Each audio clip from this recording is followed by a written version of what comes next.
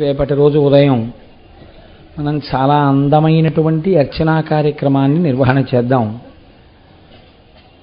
రేపటి రోజు జరిగేటటువంటి పూజ కేవలముగా యాంత్రికంగా ఏదో ఒక మంత్రం చదివి హస్తయోహో అర్ఘ్యం సమర్పయామి అని కాస్త చేతుల మీద నీళ్లిపోయింది అని కాకుండా నాకు ఒక ఆలోచన వచ్చింది. రేపటి రోజున అక్కడ ఋత్విక్కులు మంత్రం చెప్తూ ఉంటారు. నేను అదే వేదిక మీద నుంచి ఏ మంత్రం చెప్పినప్పుడు ఏ ఉపచారాన్ని ఏ భావనతో ఎలా చెయ్యాలన్నది కూడా చెప్తుంటాను.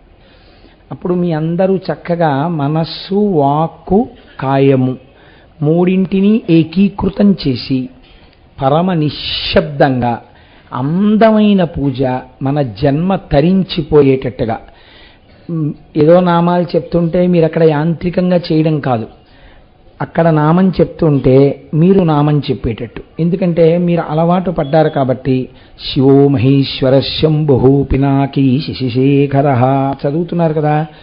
ఇదే రేపు ఓం శివాయ నమః అంటారు, మీరంటారు. ఓం మహేశ్వరాయ నమః అంటారు, మీరంటారు. ఓం శంభవే నమః అంటారు, మీరంటారు. ఒక్కొక్క అక్షత తీసి శ్వేతాక్షతని సమర్పిస్తే ఈశ్వరుడు పరమప్రీతి పొందుతాడు. చక్కగా అంతమంది భాగవతులు ఒక దేవాలయ ప్రాంగణంలో కూర్చుని పూజ చేసేటప్పుడు దాని శక్తి శబ్దతరంగముల చేత ద్విగుణీకృతం అవుతుంది. కాబట్టి రేపటి రోజున చాలా అందమైనటువంటి పూజా కార్యక్రమాన్ని అతి తక్కువ సామానుతో ఎంత వైభవోపేతమైన పూజ చేయొచ్చో రేపటి రోజున మనం అనుభవించి ఆనందిద్దాం. దానిలోనే అంతర్గతంగా శివ అని ఒక్కసారి అన్నంత మాత్రం చేత పొంగిపోతే పూజ అంతర్గతంగా రేపొక్క 30 నిమిషాల సేపు మీ అందరూ కూర్చొని చక్కగా శివనామాన్ని రాద్దురుగాని మర్చిపోకుండా అందరూ కలం తెచ్చుకోండి. ఎందుకంటే దేవాలయ ప్రాంగణాల్లో సాధారణంగా పెన్స్ ఉండడం అనేటటువంటిది ఉండదు కదా. అప్పుడు పెన్ను లేకపోతే మీరు ఇబ్బంది పడతారు. కాబట్టి పెన్ను తెచ్చుకోండి.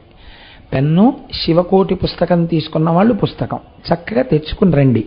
దేవాలయ ప్రాంగణంలో కూర్చుని మౌనంగా ఒక్క అరగంట సేపు ఆ శివకోటి రాద్దాం. నేను రాస్తాను మీతో పాటు అరగంట. అయిపోయాక మీ అందరితోటి ఆ మానస పూజ ఎలా చదవాలో రేపు అందరికీ మానస పూజ పుస్తకాలు ఇచ్చి మీ అందరితోటి ఒక్కసారి అది చదవడం నేర్పుతాను. మీరు ఎక్కడ ఉన్నా, ప్రయాణం చేస్తున్నా, లేకపోతే ఇంట్లో పూజ చేసుకోవడానికి తగినంత ఏర్పాటు లేకపోయినా మీ మనస్సు ఆనందాన్ని పొంది ఏ పడక్కుర్చీలో పడుకున్నా హాయిగా అది చూసి చదివేసుకోవచ్చు. ఎంత గొప్ప పూజ ఆ మానస పూజ. అటువంటి మానస పూజ రేపటి రోజున మీకు వినిపిస్తాం. దానితో పాటు రేపటి రోజున సుబ్రహ్మణ్య భుజంగ స్తోత్రం కూడా మీకు బహూకరింపబడుతుంది. ఆ సుబ్రహ్మణ్య భుజంగం కూడా తీసుకుందరు. కానీ సమయాన్ని బట్టి సుబ్రహ్మణ్య భుజంగం చదివిస్తాను. ఒకవేళ 3 కార్యక్రమాల వల్ల కాలం అతీతం అయిపోతే అప్పుడు ఊరికే ఏదో వేళంబరంగా చదవకూడదు, చేసేది మనస్ఫూర్తిగా చెయ్యాలి. వేరొక రోజున సుబ్రహ్మణ్య భుజంగం చదివిస్తాను. తీసుకోవడం మాత్రం రేపటి రోజున మీ అందరూ తీసుకుందరు. కానీ ఒక అపురూపమైన మూర్తికి రేపు మీ అందరూ పూజ చేద్దరు. కానీ హరి ఓం. ఇంకా ప్రవచనానికి సంబంధించినంత వరకు ఈనాడు మీకు లింగావిర్భావమును గూర్చి వివరణ చేస్తాను అని చెప్పాను. అసలు లింగం అనగానేమి, అసలు శివలింగ దర్శనము ఎందుకు చెయ్యాలి? దేవాలయంలోకి వెళ్ళి అందరూ మూర్తులు కరచరణాదులతో ఉంటే, కాళ్ళు చేతులతో చక్క తలకాయ కనపడుతూ, ముక్కు కనపడుతూ, నోరు కనపడుతూ ఉంటే ఒక్క పరమశివుడు మాత్రం లింగస్వరూపంగా ఎందుకుంటాడు? దాని వెనకాతల ఏదైనా భావన ఉన్నదా? అసలు ఎటువైపుకి తిరిగి పూజ చేయాలి? ఆ లింగాకృతి ఎందుకు వచ్చింది? లింగము అన్న మాటకు అసలు అర్థం ఏమిటి? ఈ విషయాల్ని మీకు నేను విజ్ఞాపన చేసే ప్రయత్నం చేస్తాను. మీరు ఒక్కసారి ఆలోచన చేయండి. మీకు భగవంతుని యొక్క స్వరూపమును పట్టుకోవడంలో మనస్సు మునక వేయడానికి తేలిక మార్గం ఒకటి వేదం చెప్పింది. ఎంత అందమైన మాట చెప్పిందో తెలుసా అండి? ఋతం పిబంతౌ సుకృతస్య లోకే గుహాప్రతిష్టౌ పరమే పరార్ధే యో వేద నిహితం గుహాయాం అంది. ఒక పదార్థం ఒకటి ఉందయ్యా, అది నీ యొక్క మాంసనేత్రములకు గోచరము కాదు, అది కనపడదు. నువ్వు ఇలా చూస్తే నామరూపాలు కనపడతాయి, కానీ ఆ పదార్థం, ఆ పరబ్రహ్మము నీ కంటికి కనపడదు. ఈ కంటి చేత నీవు చూడలేవు. ఈ కంటి చేత చూడబడనటువంటి పరబ్రహ్మము ఉన్నది అని మాత్రం నీకు తెలుస్తోంది. గాలిని మీరు చూస్తున్నారా? గాలిని మీరు ఎప్పుడు చూడలేదు, కానీ గాలి వలన మనం బతుకుతున్నామా లేదా? గాలి వేస్తోంది, గాలి వీస్తోంది అని మనం తెలుసుకుంటున్నామా లేదా? త్వగింద్రియం వల్ల, ఆ స్పర్శేంద్రియం వల్ల. చర్మానికి తగిలితే ఆ గాలి వీస్తోందండి అంటున్నాం కదా. గాలి వెయ్యకపోతే గాలి వీయట్లేదండి, చాలా ఇబ్బందిగా ఉంది, ఒక్క పెట్టేస్తోంది, చెమట పెట్టేస్తోంది అంటాం కదా. అలా భగవంతుడు కేవలము మీకు మాంసనేత్రమునకు కనపడనంత మాత్రం చేత భగవంతుడు లేదని అనరాదు. అలా అంటే ఏమవుతుంది? ఏమంటే మీరు ఉన్నాడు ఉన్నాడు ఉన్నాడు అంటున్నారు, మేము లేవు లేడు లేడు అంటున్నాం. మీరు అనరా మాట. మీరు అలా అనేవాళ్ళు అయితే ఇంత భక్తితో వచ్చి ఇక్కడ కూర్చో. నేను మాట్లాడేది దేని గురించి అంటే, అటువంటి భావన ఏర్పడినటువంటి సంస్కారం ఉంటే నేను చెప్తున్నాను. భగవంతుడు లేడు అన్నారనుకోండి, భగవంతుడు లేడు అనవలసి వస్తే ఈ ప్రకృతిలో అనేకమైనటువంటి విషయాలు జరుగుతున్నాయి. దీనికి ఎవరు కర్త? ఒకరు ఉండాలి కదండి. మీరు చూడండి, ఒక పూల కుండీలో మీరు ఒక మల్లె తీగ వేశారు, దానికి ఒక చిన్న మొగ్గ పట్టింది. మీరు ఆ చిన్న మొగ్గని తీసి రేకులు బలవంతంగా విప్పారు. బలవంతంగా విప్పి ముక్కు దగ్గర పెట్టి వాసన చూడండి, దాని యందు సౌరభం ఉండదు. అంటే మల్లె పువ్వుకు ఉండవలసినటువంటి వాసన దాని యందు ఉండదు. మీరు ఆ మొగ్గను అలాగే ఉంచి మరునాడు ఉదయం కుండీ దగ్గరికి వచ్చి చూడండి, అది ఇంకొంచెం పెరుగుతుంది. పెరగడంలో గమ్మత్తు ఏమిటంటే, దానికున్న రేకుల దగ్గర నుంచి ఆ కింద ఉండేటటువంటి చిన్ని చిన్ని ఈనెల దగ్గర నుంచి అన్నీ సమానంగా పెరుగుతాయి. ఒకానొక నాడు అదొక పెద్ద మల్లె మొగ్గ అవుతుంది. సాయంకాలం అయ్యేటప్పటికీ అది బాగా అరవిరిసి ఉంటుంది. రేకులు ఇలా కింద వరకు విచ్చుకుంటాయి. మీరు ఇప్పుడు దగ్గరకు వెళ్ళి వాసన చూడక్కర్లేదు, మీరు అక్కడికి వెళ్ళి నిలబడినా దాంట్లోంచి మల్లెపువ్వు వాసన వస్తుంది. ఈ మొగ్గని ఇలా పెంచిన వాడెవరు? ఈ మల్లె మొగ్గలోకి మల్లె వాసనే ఏర్పాటు చేసిన వాడెవరు? మీరు నేను కాదు కదా, అంతవరకు ఖాయం. మనం ఏర్పాటు చేయలేదు. అలాగే ఒక సన్నజాజి తీగయందు సన్నజాజి యొక్క సౌరభమే ఉండాలి. మీరు ఒకే ఒక పెద్ద కుండీ తీసుకుని ఒక మల్లె చెట్టు, ఒక జాజి తీగ, ఒక కుంకుడు చెట్టు, మూడింటిని వేశారనుకోండి, అంటే అంత పెద్ద చెట్టు అవుతుందా అని ఊహకి చూడండి. ఒకే మడి కట్టి పోనీ వేశారండి. ఒకే మడిలో మీరు గీత గీసిన చోట మీరు పోసిన ఒకే నీళ్లు తాగినటువంటి ఈ తీగలు మల్లె పువ్వు వాసనే ఇస్తుంది, జాజి పువ్వు వాసనే ఇస్తుంది, కుంకుడుకాయ చేదు రుచి కలిగినటువంటి కుంకుడుకాయనే కాస్తుంది. అదే మట్టి కదా, మీరు తెచ్చిపోసిన ఒక మట్టే, మీరు పోస్తున్న ఒక్క నీళ్ళే, మూడు వేసింది మీరే, కానీ అదే మట్టిలోంచి మూడు మొక్కలు మూడు రకాలుగా సౌరభాన్ని కాయని ఇచ్చేటట్టుగా శాసనం చేసిన వాడెవరు? ఎవరో ఉన్నారు కర్త ఇవి పెరగడానికి. ఇలా పెరిగేటట్టుగా చేసినటువంటి కర్త ఒకరున్నాడే, వాడు బ్రహ్మము. ఇప్పుడు ఈ బ్రహ్మం ఎక్కడున్నది అని అడిగారు. అంటే శాస్త్రం అంది, బ్రహ్మం ఎక్కడున్నదని అడక్కు, బ్రహ్మమునే నీవున్నావు. ఆ బ్రహ్మమునందే నువ్వు ఉన్నావు, నీవే బ్రహ్మమై ఉన్నావు, నీకు తెలియడం లేదంతే. కాబట్టి ఇప్పుడు అంతటా నిండిపోయినటువంటి ఈ పరబ్రహ్మాన్ని చూడడానికి ఈ మాంసనేత్రము సరిపోతుందా? ఈ మాంసనేత్రం మహా చూస్తే ఎక్కడి వరకు చూస్తుందండి? ఇలా తలెత్తి చూస్తే ఆకాశంలో మన భూమి కన్నా కొన్ని వేల రెట్లు పెద్దదైన నక్షత్రాన్ని ఇంత చిన్నదిగా మిణుకుమంటున్నట్టుగా చూపిస్తుంది. అంత మాత్రం చేత నక్షత్రం మిణుకుమంటూ ఇంతే ఉందని మీరు అనుకుంటున్నారా? అది భూమి కన్నా కొన్ని వేల రెట్లు పెద్దది, కానీ చాలా దూరంలో ఉండడంలో మీకు అది మిణుకుమంటున్నట్లుగా కనపడుతోంది. కన్ను చూపించింది సత్యమా? కన్ను చూపించింది సత్యం కాదు. కన్ను చూపించింది సత్యం అయితే మనం ఏమంటాం? సూర్యాస్తమయం అయిపోయిందంటాం. సూర్యుడు అస్తమించాడా? సూర్యుడు అస్తమించలేదు. సూర్యుడికి అభిముఖంగా ఉండకుండా చాటుకి భూమి తిరిగింది. కంటి చేత దర్శనమై చెప్పబడినవి అన్నీ సత్యములు కావు. ఒక చోట దూరంగా కొండ మీద పొగ కనబడింది. అదిగో అక్కడ అగ్నిహోత్రం ఉంది అన్నాడు. దగ్గరకెళ్ళి చూస్తే అది పొగమంచు, చల్లగా ఉంది కొండంతా. నీ కన్ను చూసి చెప్పినది ఏదో అది ప్రమాణము కాదు. ఏది ప్రమాణము? వేదం ప్రమాణం. ప్రమాణమైనటువంటి వేదము యొక్క వాక్కు ఎవరి చేత చెప్పబడిందో వాడే ఈ పరబ్రహ్మమునకంతటికీ కర్త. ఆ కర్తని మీరు చూడాలి అని అనుకున్నారనుకోండి, ఎప్పుడైనా అసలు ఇలా నా చేత మాట్లాడించేవాడు, నేను తిన్నది జీర్ణం చేసేవాడు, జీర్ణం అయిపోగా ఉన్న పిప్పిని బయటికి తోసేవాడు, నాలో నిరంతరం రక్తాన్ని అలా కదుపుతూ ఉండేటటువంటి వాడు, నాలోకి ఊపిరిని తీసేవాడు, నాలోంచి ఊపిరి వదిలేవాడు, ఇన్నిటిని చేసేటటువంటి వాడు ఎక్కడున్నాడో ఒక్కసారి చూద్దామని అనిపించింది అనుకోండి.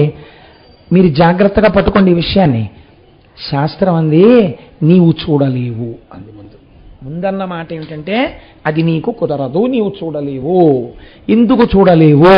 నీకు చూడడానికి ఇయ్యబడినటువంటి సాధనము నేత్రము.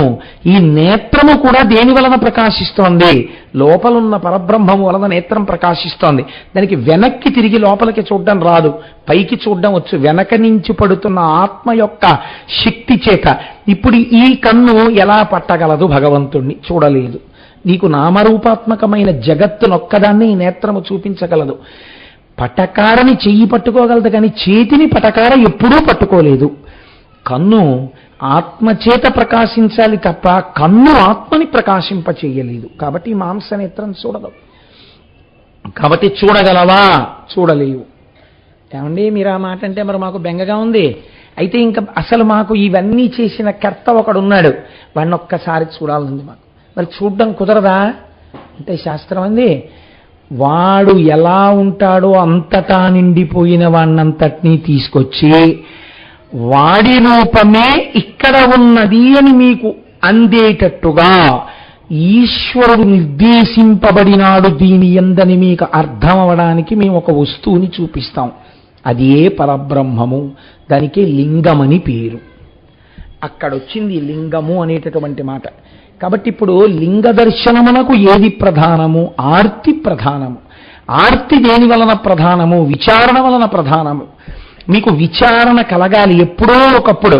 కంటికి కనపడుతున్నవన్నీ సత్యాలనుకుని వెళ్ళిపోయాడు అనుకోండి, తప్పేం లేదు, బానే ఉంటుంది. ఈ కంటికి ఏం కనపడుతుంది? నా భార్య కనపడుతుంది. ఈ కంటికి ఏం కనపడుతుంది? నా బిడ్డలు కనపడతారు. ఇవి సత్యాలనుకుని నేను వెళ్ళిపోవడం మొదలెట్టాను అనుకోండి, జీవితంలో రెండు ఎండుకట్టెలు నదీ ప్రవాహంలో కలుసుకున్నాయి. కలుసుకున్న రెండు కట్టెలు అలా కలిసి ప్రయాణం చెయ్యవుగా. ఏదో ఒక కట్టె విడిపోతుంది, ఆ తర్వాత రెండో కట్టె కూడా విడిపోతుంది. ఏది సత్యమని నువ్వు నమ్మి తిరుగుతున్నావో అది అసత్యమో అది కాలగర్భంలో కలిసిపోతుంది. కానీ నువ్వు కొంతకాలం ఉండి వెళ్ళిపోయినా తర్వాత కూడా ఉన్నది, నీకు ముందు ఉన్నది ఒక వస్తువు ఉన్నది. ఆ వస్తువు ఏదో అది సత్య వస్తువు. ఆ సత్య వస్తువు గురించి విచారణ చెయ్యడానికి దీన్ని నువ్వు ఋతుమంతం చేసుకోవాలి. దీన్ని ఆధారం చేసుకుని దాన్ని పట్టుకోవాలి. దాన్ని ఒక్కసారి చూడాలన్న తాపత్రయం నీకు కలగాలి. ఇప్పుడు ఇది రెండు కారణముల చేత ఆవిర్భవిస్తుంది. ఒకటి, చూడాలని తాపత్రయపడిన వాళ్ళు ఎవరున్నారో వాళ్ళ ఆర్తిని చూసి వాళ్ళకి కనపడ్డం కోసమని వచ్చాడు ఆయన. అందుకే వేదాహమేతం పురుషం మహాంతం ఆదిత్యవర్ణం తమసస్తుపారే సర్వాణి రూపాణి విచిత్య ధీరః నామాని కృత్వాభివదన్ యదాస్తే. ఇలా మేం చూడాలనుకుంటున్నాము అని చెప్పబడినటువంటి పరబ్రహ్మము వాళ్ళు ఎలా కోరుకున్నారో అలా కనపడినది. మా చిన్నతనంలో, ఇప్పుడంటే చాలా తక్కువైపోయింది, కానీ పంచదారతో చేసిన చిలకలు, కోడి పుంజులు ఇవన్నీ అమ్మేవారు. ఏదో ఇంట్లో కొన్ని శుభకార్యాలు జరిగినప్పుడు అవి తయారు చేసే వాళ్ళ దగ్గరికి వెళ్ళి, అయ్యా మాకు పంచదార చిలకలు ఒక 2 కిలోలు, పంచదార కోళ్ళు ఒక 2 కిలోలు, పంచదార నెమళ్ళు ఒక 3 కిలోలు, పంచదార హంసలు ఒక 5 కిలోలు ఇమ్మంటే వాళ్ళు దేనికి అవి అట్టపెట్టెలో పెట్టి ఇచ్చేసేవారు. ఇప్పుడు ఇవన్నీ తీసుకొచ్చి పిల్లలు సంతోషిస్తారని ఒక కోడిని, ఒక కుక్కని, ఒక హంసని, ఒక నెమలిని అక్కడ పెట్టి చూపించి, చూసావా ఎలా ఉన్నాయో అన్నాడు. ఇప్పుడు కోడిని తింటాను అనగారండి అని సరదాగా వాడు కొరికాడు. కోడి ఎలా ఉంది? తీయగానే ఉంది. వాడు నెమలిని తింటానని తిన్నాడు, ఎలా ఉంది? తీయగానే ఉంది. వాడు హంసని తింటానని తిన్నాడు, ఎలా ఉంది? తీయగానే ఉంది. కోడిగా హంసగా నెమలిగా కనపడుతున్నది పంచదార పాకమే. కానీ పంచదార పాకము కనపడదు, దాని బదులు నామరూపాత్మకమైనటువంటి నెమలి హంస అవి కనపడుతుంటాయి. నామరూపాత్మకంగా కనపడేటటువంటి ఈ సమస్త జగత్తునందు నిండిపోయిన బ్రహ్మమున్నదే, అది కంటి చేత చూడాలని తాపత్రయపడితే శివలింగముగా ఆవిర్భవించినది. అది ఒక కారణం. రెండవ కారణం, అసలు మీ ప్రమేయం ఏమీ లేదు. మీరు నన్ను క్షమించండి నేను ఇలా చెప్తే, సృష్టి యందు మీ ప్రమేయము లేదు. అసలు సృష్టి యందు మన ప్రమేయం అన్నది యథార్థంగా ఉంటే, అది సత్యమే అయితే ప్రపంచంలో సంతానం లేని వాళ్ళన్న వాళ్ళు ఉండకూడదు కదండి. సృష్టి జరుగుతోందంటే ఈశ్వరానుగ్రహం వల్ల సృష్టి జరుగుతోంది. ఏ ప్రాణికి ఎటువంటి ప్రాణి పుట్టాలో నిర్దేశిస్తున్నవాడు ఈశ్వరుడు. కుక్క కడుపున కుక్క పుట్టాలి, మేక కడుపున మేక పుట్టాలి, పిల్లి కడుపున పిల్లి పుట్టాలి, మనిషి కడుపున మనిషి పుట్టాలి. కాబట్టి ఈ సృష్టి చేసేటటువంటి వాడు ఆయన. మనమేమంటాం, ఒక కారణానికి మనం అహంకరిస్తాం. ఇది నేనే సృష్టించానండి మా అబ్బాయి. సాధారణంగా తల్లిదండ్రులు అఫెండ్ అయ్యారంటారు. అఫెండ్ అవ్వడం ఇన్ ది సెన్స్, వాళ్ళకి కోపం దేనికి వస్తుందంటే, నా కడుపున పుట్టినవాడు, నేను కన్నవాడు నా మాట వింటలేదు. ఇది కోపానికి కారణం. అంటే నేను వాడి సృష్టికి కారకుడను అన్న భావం ఒకటి ఏర్పడింది. కాబట్టి వాడు నీ మాట వినాలి. ఇది నేను సృష్టించాను కాబట్టి నాది అధికారం. వేరొకరన్నారు, వీడిని మేము పెంచాం చాలా కాలం, మీరు ఎక్కడో ఉన్నారు, వాడిని ఎక్కడికో తీసుకెళ్ళి చదివించారు, ఇంకొకరు ఎవరో పెంచారు వాడిని. పెంచితే వాళ్ళన్నారు, ఇంత కష్టపడి వీడిని పెంచాం, ఇంతకాలం 15 ఏళ్ళు మా దగ్గర పెట్టి చదువు చెప్పించాం, మేము చెప్పిన మాట వీడు వింటలేదు. ఇప్పుడు వాళ్ళకెందుకు కోపం? సృష్టింపబడిన పదార్థాన్ని పెంచి పెద్ద చేసి నిలబెట్టి రక్షించిన వాడి మాట వింటలేదు, అది వాళ్ళ కోపం. నిజానికి చదివించడం, నిలబెట్టడం ఇవన్నీ కూడా వాడి లోపల ఉన్న మేధరూపంలో ఈశ్వరుడు ప్రకాశిస్తున్నాడు. నువ్వు దానికి కారకుడవడానికి నిమిత్తం చేసి ఈశ్వరుడు నిన్ను అనుగ్రహించాడు. నీకో కొడుకున్నాడు అనిపించడానికి నిన్ను అనుగ్రహించి నీకొక కొడుకు కలిగేటట్టుగా నిన్ను అనుగ్రహించాడు. సృష్టికర్త స్థితికర్త కూడా ఎవరు? ఎవడిలోంచి బయటికి వచ్చాయో వాడు ప్రళయకర్త. వాడు అన్నీ వాళ్ళలో పెట్టుకుని వాళ్ళలోంచి తీసిస్తున్నాడు. ఇప్పుడు వాడే సృష్టికర్త, వాడే స్థితికర్త అయితే నేను సృష్టికర్తని నేను స్థితికర్తని అని అహంకరిస్తే ప్రళయకర్త పాఠం చెప్పడానికి ఒకసారి రావాలి కదండి. అది అసలు ఉద్దేశం. అంతేకాని అందుకని ఒకనాడు ఏమైంది, లింగావిర్భావ కాలమునందు ఒకానొక కల్పంలో బ్రహ్మగారికి శ్రీ మహావిష్ణువుకి ఒక చిన్న వాదోపవాదం జరిగింది. నేను బ్రహ్మము అంటే నేను బ్రహ్మము, నేను అధికుడు అంటే నేను అధికుడు. వీరి మధ్య ఈ వాదోపవాదం జరుగుతుండగా అది కొంచెం తీవ్రమైన స్థాయిని పొందుతుంటే దేవతల యొక్క మొర విన్నవాడై పరమేశ్వరుడు ఒక జ్యోతిస్తంభముగా వారి మధ్య ఆవిర్భవించినాడు. ఇలా ఎందుకు ఆవిర్భవించాలి, మీరు దీన్ని కొంచెం జాగ్రత్తగా పట్టుకోవాలి. ఒక జ్యోతిస్తంభంగా ఆవిర్భవించాడండి అని నేను అన్నాను అనుకోండి, జ్యోతిస్తంభం అనగానేమి అంటే ఒక బ్లోఅవుట్ అని చెప్పచ్చాము. బ్లోఅవుట్ ఏముందండి, గ్యాస్ భూమిలోంచి అలా పైకి వచ్చేస్తే మండింది అనుకోండి, అలా పొడవుగా ఒక స్తంభాకృతిలో మండుతుంటుంది కదా. ఒక బ్లోఅవుట్ ఏర్పడితే చూడ్డానికి ఎన్ని ఊళ్ళ నుంచో వెళ్ళి చూసొస్తుంటారు దూరం నుంచి కదా. అలాంటి బ్లోఅవుట్ దెబ్బలాడుకుంటున్న ఇద్దరి మధ్యలోకి వచ్చింది అనుకోండి. ఇప్పుడు వాళ్ళిద్దరూ దీని సంగతి తర్వాత చూద్దాం దెబ్బలాడుకుంటారా, దీని సంగతి చూస్తారా, ఇదేటో ఇలా వచ్చేసింది, ఇంత పెద్ద జ్యోతి స్తంభం ఏమిటంటారా? అంటే ముందు కంటిని ఆకర్షిస్తుంది జ్యోతి. కాబట్టి ఇప్పుడు ఆ జ్యోతి స్తంభము ఏర్పడినది. మీరు అలా ఆనుకోకండి అమ్మా, అలా కూర్చోకుండా సరిగ్గా కూర్చోండి. ఆ జ్యోతి స్తంభం ఒకటి ఏర్పడినది. ఆ జ్యోతి స్తంభాన్ని చూడగానే బ్రహ్మగారికి శ్రీ మహావిష్ణువుకి వారు యందు ఉన్నటువంటి వ్యగ్రత ఉపశమించినది. ఉపశమించింది, ఒరే మన ఇద్దరం చాలా గొప్పవాళ్ళం అనుకుని దెబ్బలాడుకుంటున్నాం కదా, మన ఇద్దరి మధ్యలో కొత్తది ఇంకోటి వచ్చింది, ఇదేమిటి అనుకున్నారు. సరే బాగానే ఉంది, ఇది కూడా ఒకందుకు మంచిదే. ఎందుకు మంచిది? మన ఇద్దరిలో ఎవరు గొప్పవాడో తెలుసుకోవడానికి ఇది బాగా పనికొస్తుంది. అసలు ఇలా చూస్తే పైన కనబట్టలేదు, ఇలా చూస్తే కింద కనబట్టలేదు, ఎక్కడి నుంచి వస్తోందో తెలియట్లేదుగా. నేను పైన ఇది ఎక్కడుందో దీని మొదలు కనిపెడతా, నువ్వు కింద కనిపెడతావా? కనిపెడతాను. ఇప్పుడు శ్రీ మహావిష్ణువు వరాహ రూపంలో భూమిని తవ్వుకుంటూ వెళ్ళిపోయారు దాని ఆది కనుక్కోవడానికి. ఇప్పుడు పైకి చతుర్ముఖ బ్రహ్మగారు హంసవాహనం ఎక్కి దాని యొక్క చివర కనుక్కోవడానికి వెళ్ళిపోతున్నారు. ఈ పైకి కిందకి కనుక్కోవడానికి వెళ్ళిపోతున్న వాళ్ళలో ముందు సత్వం ఆవిర్భవించినటువంటి వారు శ్రీమన్నారాయణుడు. ఆయన అనుకున్నారు, ఎంత వెళ్ళినా ఈ జ్యోతిస్తంభము యొక్క మొదలు కనపట్టలేదు. అందుకని భిత్వా పాతాళ నిలయం గత్వా దూరతరం హరిః నా పశ్యత్తస్య సంస్థానం స్తంభస్యానలవర్చసః. ఎంత వెతికినా దీని యొక్క ఆది మొదలు కనపట్టలేదు. కాబట్టి ఇది ఖచ్చితముగా పరబ్రహ్మం, ఇది దీని యొక్క మొదలు నేను కనిపెట్టలేకపోయాను. కాబట్టి ఆయన మళ్ళీ భూమి మీదకి వచ్చి కూర్చున్నారు. బ్రహ్మగారు రజోగుణ సంపర్కం ఉన్నవాడు కొద్దిగా. ఆయన పైకి ఎక్కుతుంటే ఎంతసేపు పెడతాంరా ఇలాగా, ఏమిటి అంత వెళ్ళినా కనపట్టలేదు. ఆయన ఇబ్బంది అలా ఏమిటంటే కింద ఆయనకి కనపడిపోయిందేమో అని.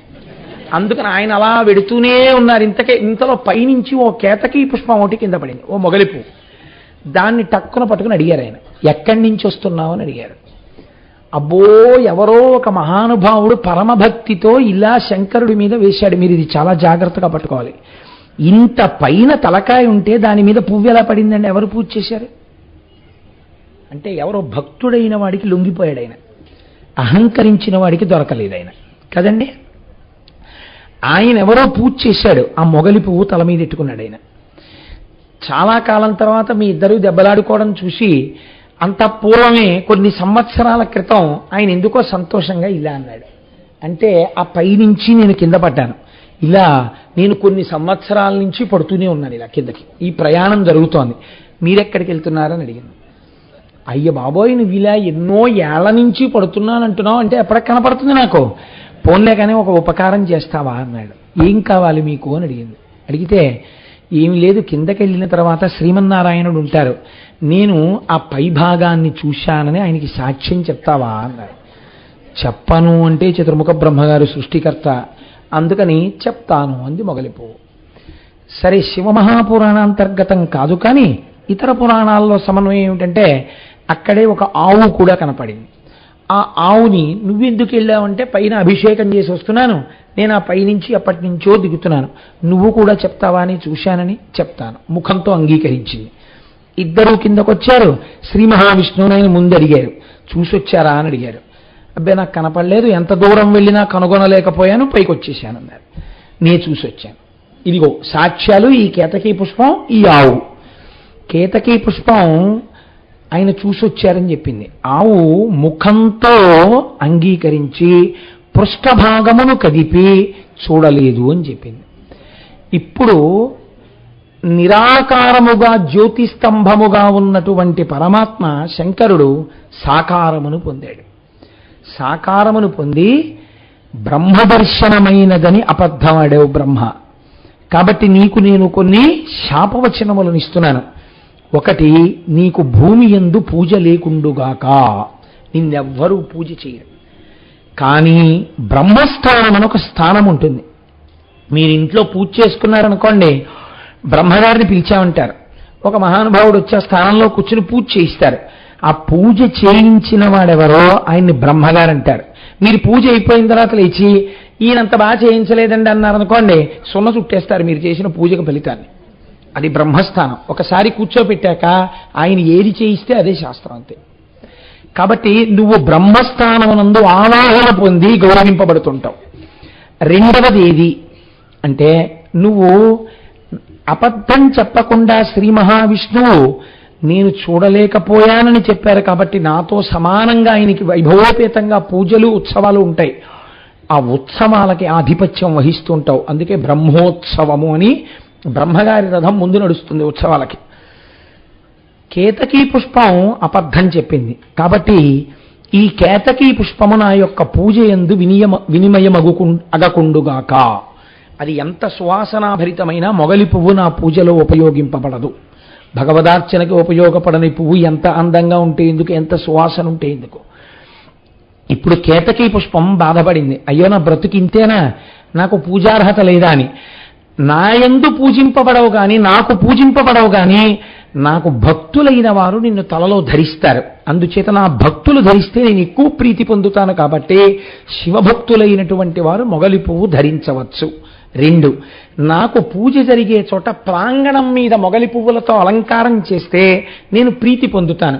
ప్రత్యక్షంగా నాకు పూజ మాత్రం చెయ్యకూడదు. కాబట్టి ఇప్పుడు కేతకీ పుష్పానికి అటువంటి వరం, అటువంటి శాపం రెండింటినీ అనుగ్రహించారు. ఇప్పుడు నేను ఈ మాట మీకు చెప్పి నేను ఒక మాట పూర్తి చెయ్యకపోతే ఒక ప్రమాదము వెంటనే ఏర్పడిపోతుంది. ఏమా ప్రమాదము?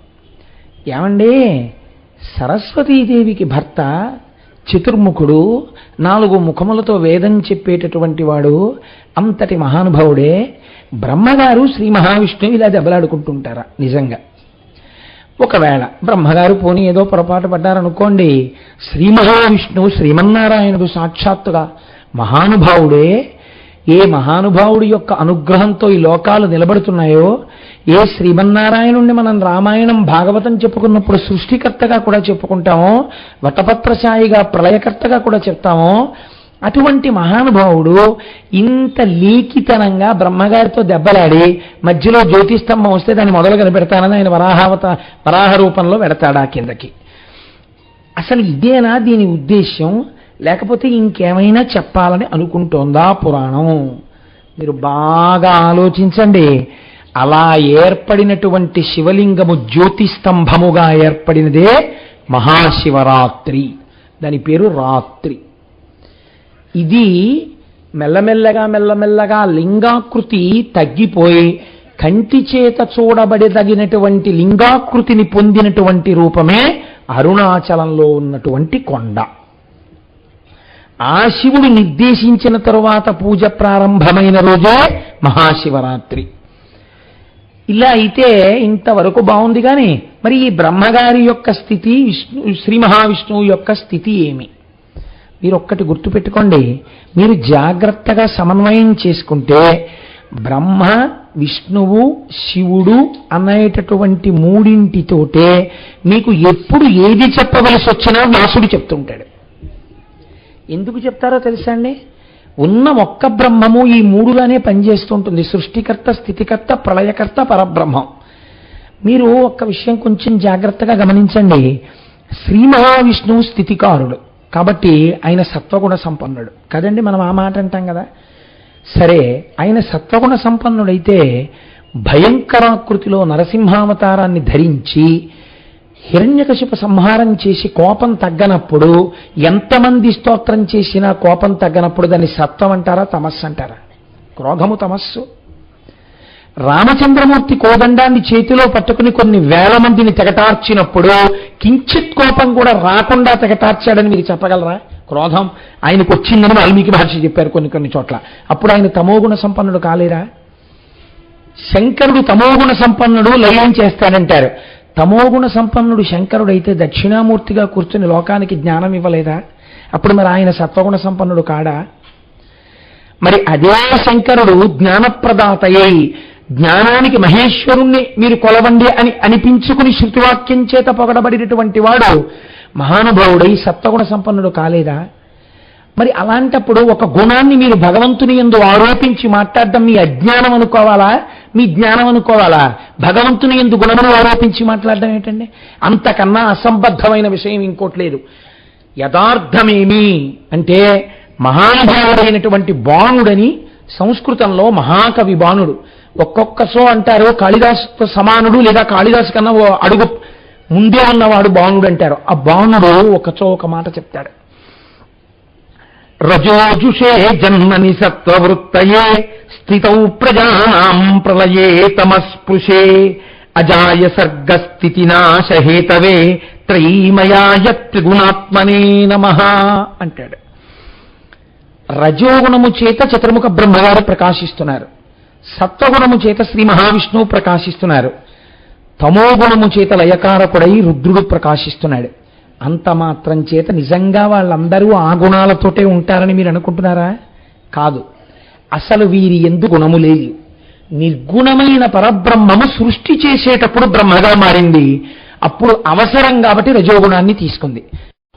ఎప్పుడు ఏది అవసరమో అప్పుడు నేను అది పుచ్చుకుని మిగిలిన వాళ్ళకి కూడా మార్గాన్ని చెప్తున్నానే. నా ఇంట్లో వాళ్ళకి ఒకే పరబ్రహ్మం సృష్టి చేసి, ఒకే పరబ్రహ్మం స్థితి చేసి, ఒకే పరబ్రహ్మం లయ చేస్తే మీరేమంటున్నారు, నేనేమంటున్నాను? ఈ సృష్టి, ఈ స్థితి, ఈ లయ నేనే చేస్తున్నాను అంటున్నాను. నేను చెప్పినా అదే మాట, మీరు చెప్పినా అదే మాట, ఇంకోళ్ళు చెప్పినా అదే మాట, ఎవడు చెప్పినా ఒకటే మాట, వీడు నా కొడుకు. కాబట్టి ఇప్పుడు సృష్టి యందు అహంకారం, స్థితి యందు అహంకారం, ఇవన్నీ రాశి పోసేస్తే మీ అహంకారాన్ని తీర్చడానికి వాళ్ళిద్దరూ ఈ కథ నడిపారు. కథ నడిపితే ఏమైంది? ఓరి పిచ్చాడా, అసలు ఇంకో పదార్థం ఉంది, అది చేస్తున్నది. ఆ పదార్థమునకు ఆద్యంతము లేదు, నీకు అసలు తెలియనే తెలియదు, దానికి తుద లేదు, మొదలు లేదు, అది అంతటా వ్యాపించిపోయింది. ఆ వ్యాపించిపోయినది ఇప్పుడు అగ్నిస్తంభంగా దిగింది. ఇప్పుడు అలా దిగితే అది వెలుతుర్లు విసిరింది. ఈ వెలుతుర్లు విసిరితే ఈ వెలుతురులో కళ్ళు కనపడుతున్నాయి. బాణుడు చెప్పిన ఈ శ్లోకాన్ని విని సంతోషించి వెంటనే కాళిదాస మహాకవి ఇలాంటి శ్లోకం ఒకటి చెప్పారు. నిజంగా ఎంత గొప్పగా ఉంటాయో చూడండి. ఏకైవ మూర్తిర్వివిధే త్రిదాస సామాన్యమేవం ప్రథమం పరత్వం విశోర్హరస్తస్య హరిః కదాచిత్ వేదాస్తయోస్తావపి ధాతురాద్యౌ. ఒకానొక నాడు బ్రహ్మగారు పెద్దవాళ్ళలా కనపడతాడు, విష్ణువు శివుడు ఆయన కన్నా తక్కువలా కనపడతారు. నువ్వు నా కనుబొమల మధ్యలోంచి పుట్టావా రుద్రుడు అంటాడు ఆయన. అమ్మవారు మొన్న నంది కదండి, ఒక వరసలో నువ్వు నాకు మామగారి అయ్యావయ్యా అంది. అంటే అమ్మవారు ఎంత గొప్పగా మాట్లాడిందో చూడండి. ఆ మాట మాట్లాడేటప్పుడు ఒక వరసలో నువ్వు నాకు కొడుకు అయ్యావయ్యా అంది. బ్రహ్మము ఎప్పుడు ఎలా అవసరమో అలా మారుతుంది, అంతేకాని ఉన్నది ఒక్క పదార్థమే. కాబట్టి ఒకనాడు బ్రహ్మగారు ఎక్కువ, ఒకనాడు విష్ణువు ఎక్కువ, ఒకనాడు శివుడు ఎక్కువ. మీరు చూడండి, లోకంలో ఒక పోకడు ఉంటుంది. పిల్లలు ఆడుకుంటుంటారు, ఆడుకుంటున్నప్పుడు అన్ని ఒకేలాంటి సమతలంలో ఉన్న చోట సమానమైన ఎత్తున్నటువంటి స్తంభాలు ఉంటాయి. అలా ఎక్కడుంటాయండి అని మీరు అనుమానపడచ్చు.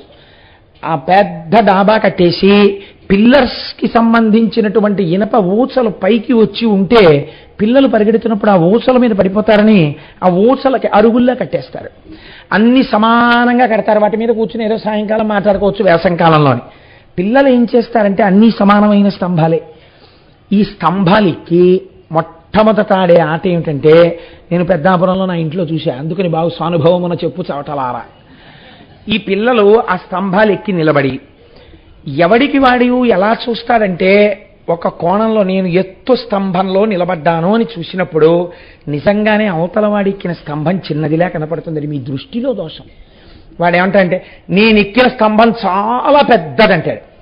వెంటనే వాడు ఇలా కిందకి చూసుకుని, నేను ఎక్కిన స్తంభం కూడా చాలా పెద్దది, నీ దానికన్నా నాదే హైట్ ఎక్కువ అంటాడు. ఇలా అందరు పిల్లలు నాది ఎత్తు అంటే నాది ఎత్తు, నాది ఎత్తు అంటే నాది ఎత్తు అంటాడు. ఇల్లు కట్టిన మేనమామ అక్కడే ఉండి ఓ నవ్వు నవ్వుకుంటాడు, ఇవన్నీ ఒకే ఎత్తు, పిల్లలు ఆడుకుంటున్నారంటాడు.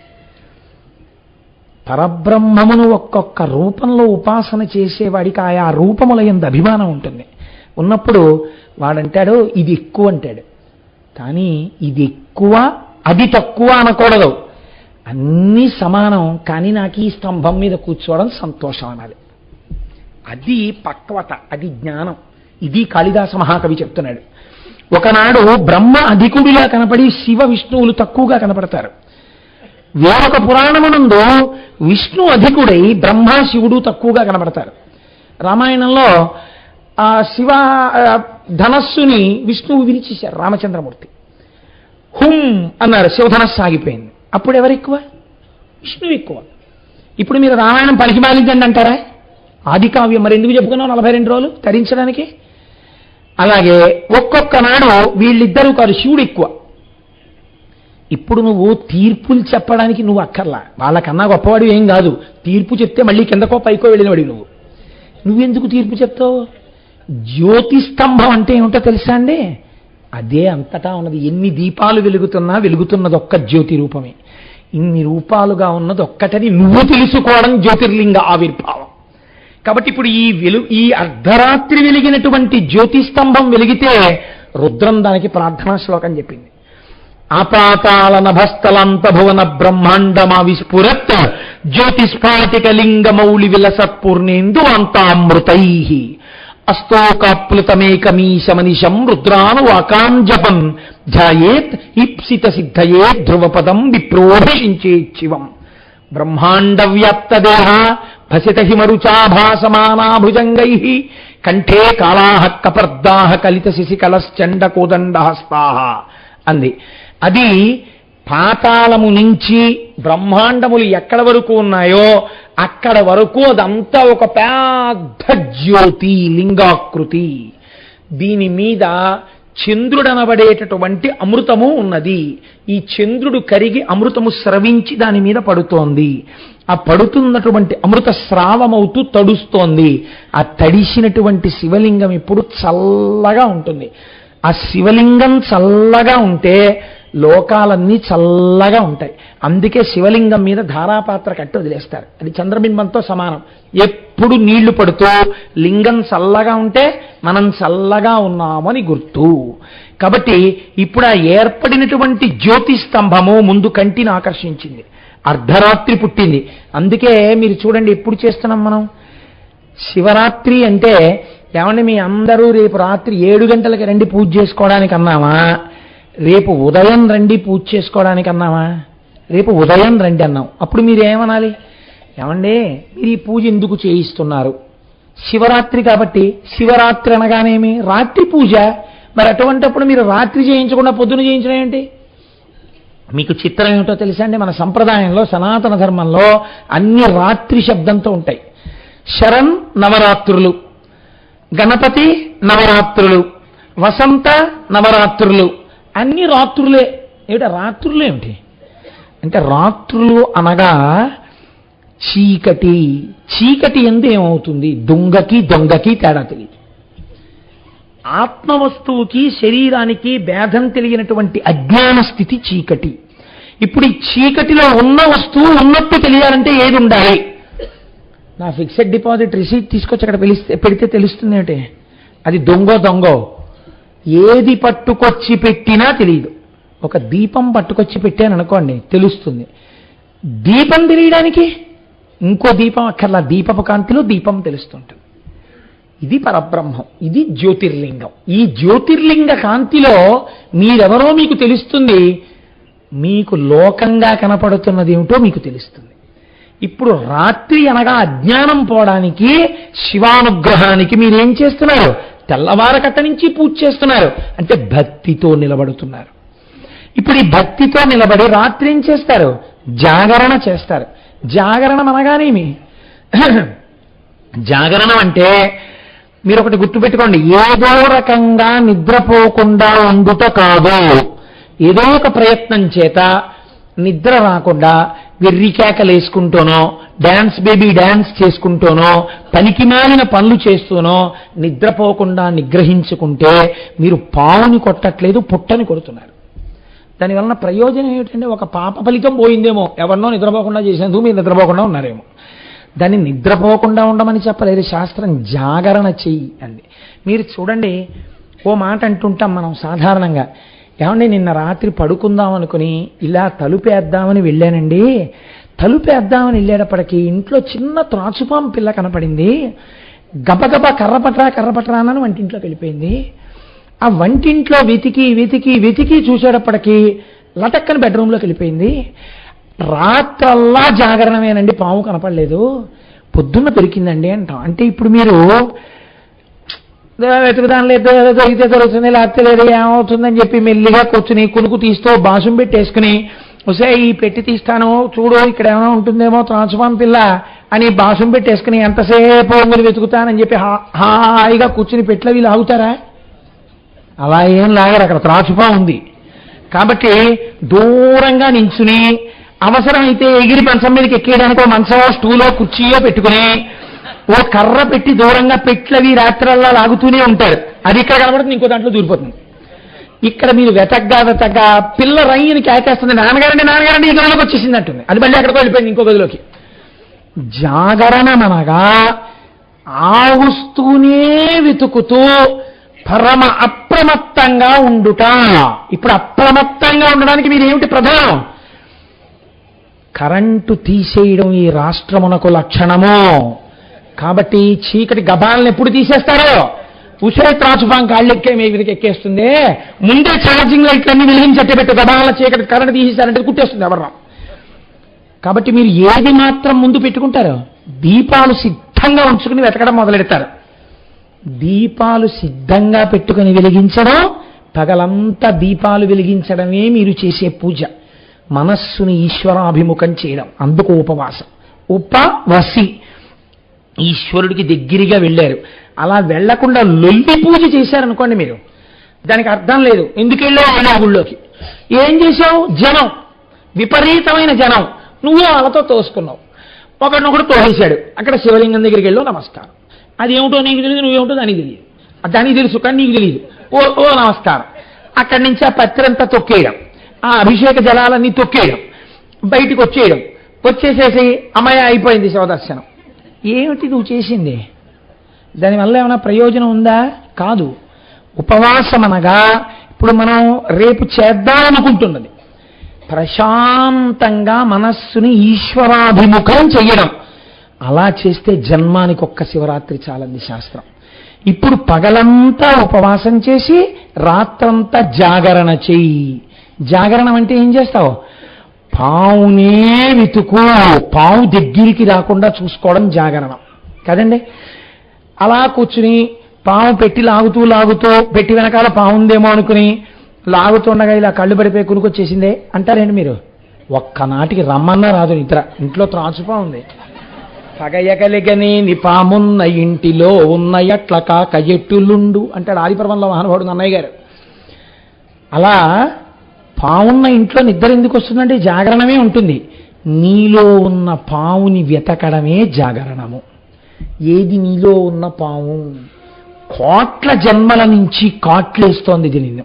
అవే ఒక్క పాము కాదు, అజ్ఞానమన్న రూపంలో అది 6 పడగల పాము ఒకటి ఉంది. కామ క్రోధ లోభ మద మోహ మాత్సర్యములన్న 6 పడగలతో మనస్సు. ఇప్పుడు దీన్ని నువ్వు చంపలేవు. దీన్ని ఈశ్వరుడికి అర్పణ చేసి ఆయన మెడలో వేసుకుంటాడు. ఆయన నాగాభరణాన్ని తీసుకుంటాడు. తీసుకుని నీకేమిస్తాడు? ఆయన వీటిని మారుస్తాడు. కామము ఈశ్వర కామము, క్రోధము ఏమిటి నాకు దిక్కుమాలిన కోపం అని కోపం మీద కోపము, లోభము అమ్మో నేను ఇంకా భగవత్ సంబంధమైన విషయాలు ఇంకొక 2 శ్లోకాలు నేర్చుకోవాలి, సుబ్రహ్మణ్య భుజంగం నా నోటికి వచ్చేయాలి, ఈ లోభం. మదము నా భగవానుడు నాకున్నాడు, ఎందుకంటే నాకేమిటి బెంగ, నాకున్నాడండి ఈశ్వరుడు, ఇది నీ గర్వం. భక్తి చేత కలిగినటువంటి అతిశయం దీన్నిగా మార్చి ఇప్పుడు నీకు ఎటువంటి పావునిస్తున్నాడు? అది పావు కాదు, ఇప్పుడు నీకు ఈ 6 గుణములనేటటువంటి పుష్పాన్ని ఇస్తున్నాడు. కాబట్టి జాగరణం ఎలా చేయాలి అంటే మన మనస్సు అంత తొందరగా సరిగ్గా ఉండదు కదా. 6:30కి ప్రవచనానికి వస్తేనే నిద్రపోతుంది. రేపు రాత్రి 10ంటికి కూర్చోమంటే కూర్చుంటుంది అది. కాబట్టి తెలివైన పని ఏమి చేయాలో తెలుసా అండి? మార్చి మనస్సుని కుదుటపరచాలి. కానీ దాన్ని మాయ చెయ్యాలి. ఎలా మాయ చేయాలి? అంతర్లీనంగా భగవంతుడినే పెట్టాలి. పైకి మాత్రం మారిపోతోందని చెప్పాలి. కార్యక్రమం లేస్తుంది మళ్ళీ, బాబోయ్ ఇద్దడు ఎవడు కొంచెం కళ్ళు పడిపోతున్నట్టున్నాయి, పాము ఎక్కడుందో అని వెతుక్కుంటుంటాలి. కాబట్టి 6:30 నుంచి 8:30 ప్రవచనం అయిపోతుంది. అద్భుతమైనటువంటి గంధర్వగానం అయిపోతుంది. అయిపోయిన తర్వాత మనందరికీ ఇంకా కళ్ళు పడిపోయే టైం వచ్చేసింది. ఇంకా 10, 9:30, 10 అవుతోంది. కళ్ళు పడిపోకుండా ఉండాలంటే ఇవాల్టి రోజున మనని ఆపగలిగినది ఏది? అంత్యాక్షరి. ఇప్పుడు అంత్యాక్షరి పెట్టారనుకోండి, మీరు పెడితే రజోగుణ తమోగుణ ప్రకోపం వచ్చేస్తుంది, సత్వగుణం పోతుంది. జాగరణం కాదది, అదో వెర్రి వేదంగిత తయారవుతుంది. కాబట్టి ఇప్పుడు ఏం చేయాలి? అసలు ఎలా మార్చుకోవాలో జీవితాన్ని చూపించడానికి రేపు ఒక కొత్త ప్రయోగం జరుగుతుంది. చిన్న చిన్న పిల్లలు ఇక్కడ కూర్చుని సంగీత విద్వాంసుల సమక్షంలో ప్రసాద్ బాబు గారు ఎంపైర్గా ఇక్కడ నిర్వహిస్తూ ఉండగా ఎవరికి ఎంత టైంలో పాడాలో ఒకళ్ళు ఒక కీర్తన, ఒక పల్లవి పాడి విడిచిపెడతారు. ఏదో ఉదాహరణకి అదిగో అల్లదిగో శ్రీహరివాసము 10,000 శేషుల పడగలమయము అని వదిలేస్తారు. మీరిప్పుడు మా మీద ఏమున్నాయి మీరు అందించకూడదు ఎవరును. మీరు దాన్ని వినాలి. ఇప్పుడు మీ మనస్సు ఏం చేస్తుంది? డ్రిల్ చేస్తుంది. మా మీద ఏమున్నాయి కీర్తనలు, మా మీద ఏమున్నాయి కీర్తనలు అని ఆ మముబ్రోవామని మముబ్రోవామని కాదు, ననుబ్రోవామని ఆ కీర్తన అని మీలో మీరు మాట్లాడుకుంటుంటారు. ఈలోగా ఈ పిల్లలు పాడతారు, అబ్బాయి ఎంత బాగా పాడారో అనుకుంటారు. ఇలా వాళ్ళ మధ్య భగవత్ సంబంధమైన అంత్యాక్షరి జరుగుతుంటుంది. ఇప్పుడు ఈ కీర్తనలు వింటూ మీరు కూడా మనస్సటు పెట్టుకుంటారు, అయిపోయింది. అద్భుతమైన భరతనాట్యం, శివతాండవం జరుగుతాయి, అయిపోతుంది. జ్యోతిర్లింగం ఆవిర్భవిస్తుంది. 12 అయింది, మీకు తెలియదు 12 అయిపోయిందని. జ్యోతిర్లింగం వచ్చేసింది అంటే మీ 6 గుణాలు పోయాయి, దుర్గుణాలు. జాగరణం పూర్తయిపోయింది, ఈశ్వరానుగ్రహం వచ్చేసింది. ఇప్పుడు మీరు ఆ జ్యోతి వెలుగులో నిలబడతారు. ఇది జ్యోతిర్లింగ ఆవిర్భావము మహాశివరాత్రి నాడు. ఇందుకు జాగరణ, ఇందుకు ఉపవాసం, ఇందుకు పూజ, ఇందుకు వచ్చాయి తప్ప అర్థం పర్థం లేకుండా చెయ్యమని రాలేదు. ఇలాంటి పూజ, ఇలాంటి జాగరణ చెయ్యడం కోసమని రేపు మనం ఈ దేవాలయ ప్రాంగణాన్ని వేదికగా చేసుకోబోతున్నాం. కనుక దీనిని జ్యోతిర్లింగము అని శాస్త్రం పిలిచింది. ఇప్పుడు మీరు చూడండి, ప్రధానముగా జ్యోతిర్లింగ ఆవిర్భావమునందు ఏది ఏర్పబడినది మీరు ఆలోచించండి. బ్రహ్మగారికి విష్ణువుకి కలహం వచ్చింది. కలహం దేనికి వచ్చింది? నా అంతవాణ్ణి నేను, నా అంతవాణ్ణి నేను అన్న అతిశయం చేత వచ్చింది బాహ్యంలో కథకి. ప్రపంచంలో భగవంతుడు ప్రతివాడికి ఏదో ఒక విభూతినిస్తాడు.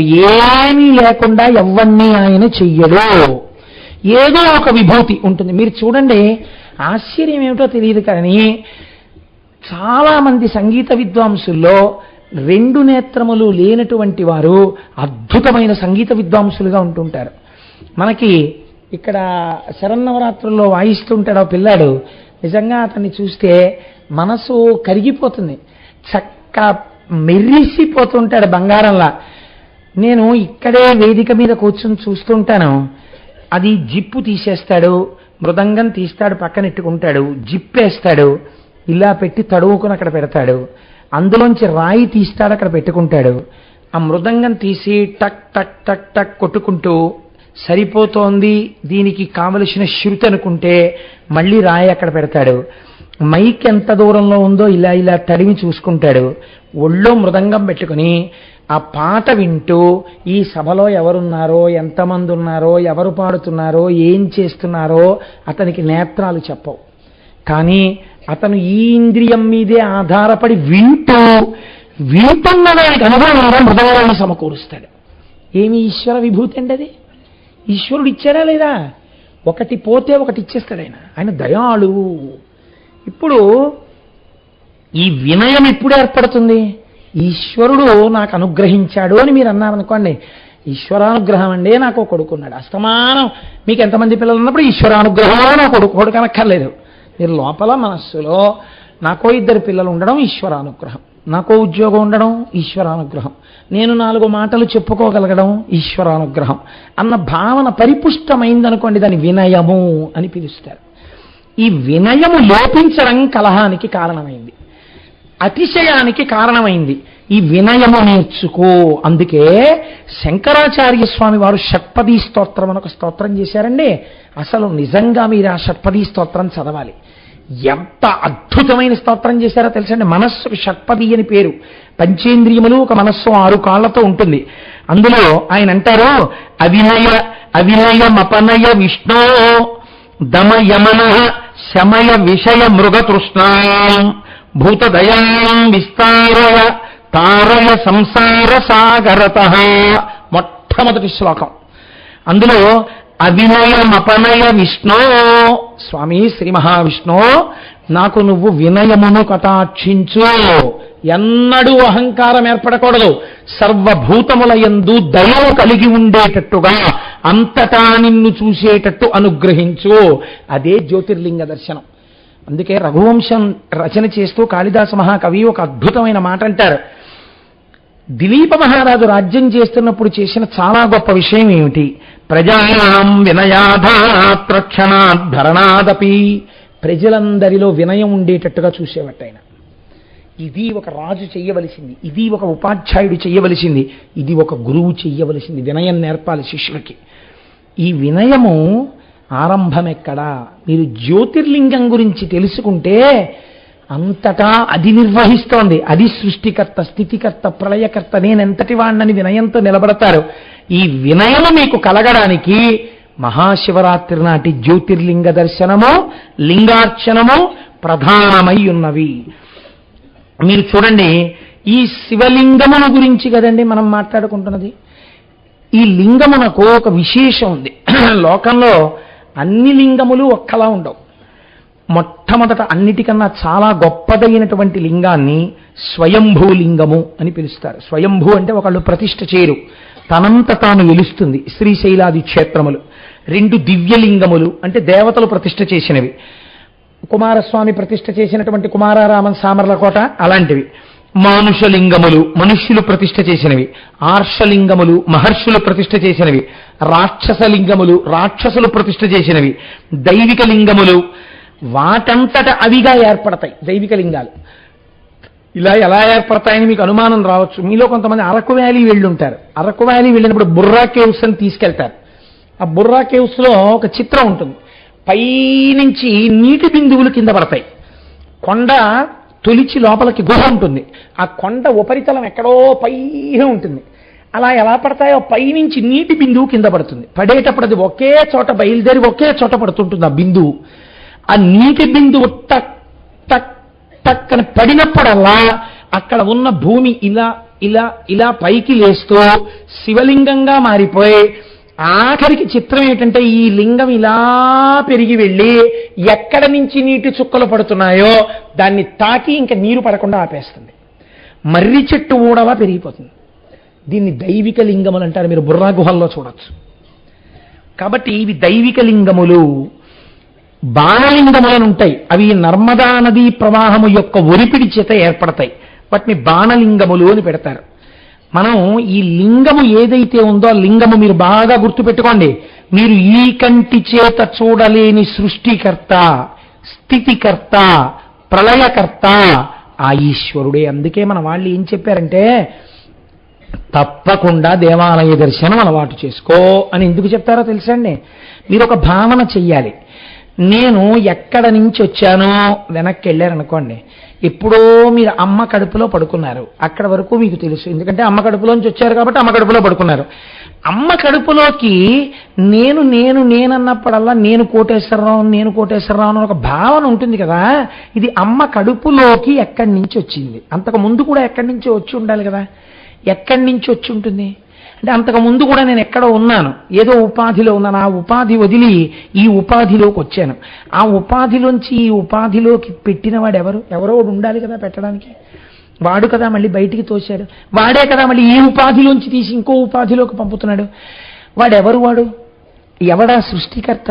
వాడు పుట్టిన తర్వాత నేను ఇంత ఉండేవాడిని కదా. నన్ను సమానంగా 6 అడుగుల మనిషిని చేసిన వాడెవరు? వాడు స్థితికర్త. మళ్ళీ ఇందులో ఉన్న పంచభూతాల్ని బ్రహ్మాండంలోకి కలిపి నన్ను మళ్ళీ ఇంకో దాంట్లో ప్రవేశపెట్టడమో తనలో కలుపుకోవడమో చేస్తాడు కదా. ఎవడా ప్రళయకర్త? వాణ్ణి ఒకసారి చూడకపోతే కృతజ్ఞం అయిపోతోంది కదా. ఆ రోజు ఎందుకు పనికి రాకుండా పోతోంది?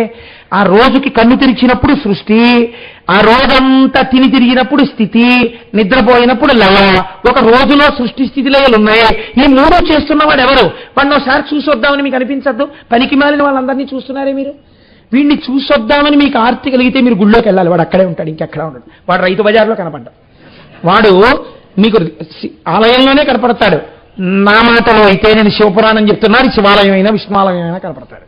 మీకు శ్రీమన్నారాయణుడు గానైనా వాడే, శివుడి గానైనా వాడే. నేను ఆ భేదం పాటించలేను. ఎందుకంటే నేను శంకరాచార్యులు వారిని నమ్మి ఉన్నాను కాబట్టి నేను అలాంటి భేదం నేను చెప్పలేను. ఏ దేవాలయానికి వెళ్ళినా వాడే ఆ రూపంలో ఉన్నాడు. కాబట్టి ఇప్పుడు అటువంటి స్వరూపాన్ని మీరు చూస్తే మీకు ఎవరు సృష్టికర్తయో స్థితికర్తయో ప్రళయకర్తయో తెలుస్తోంది.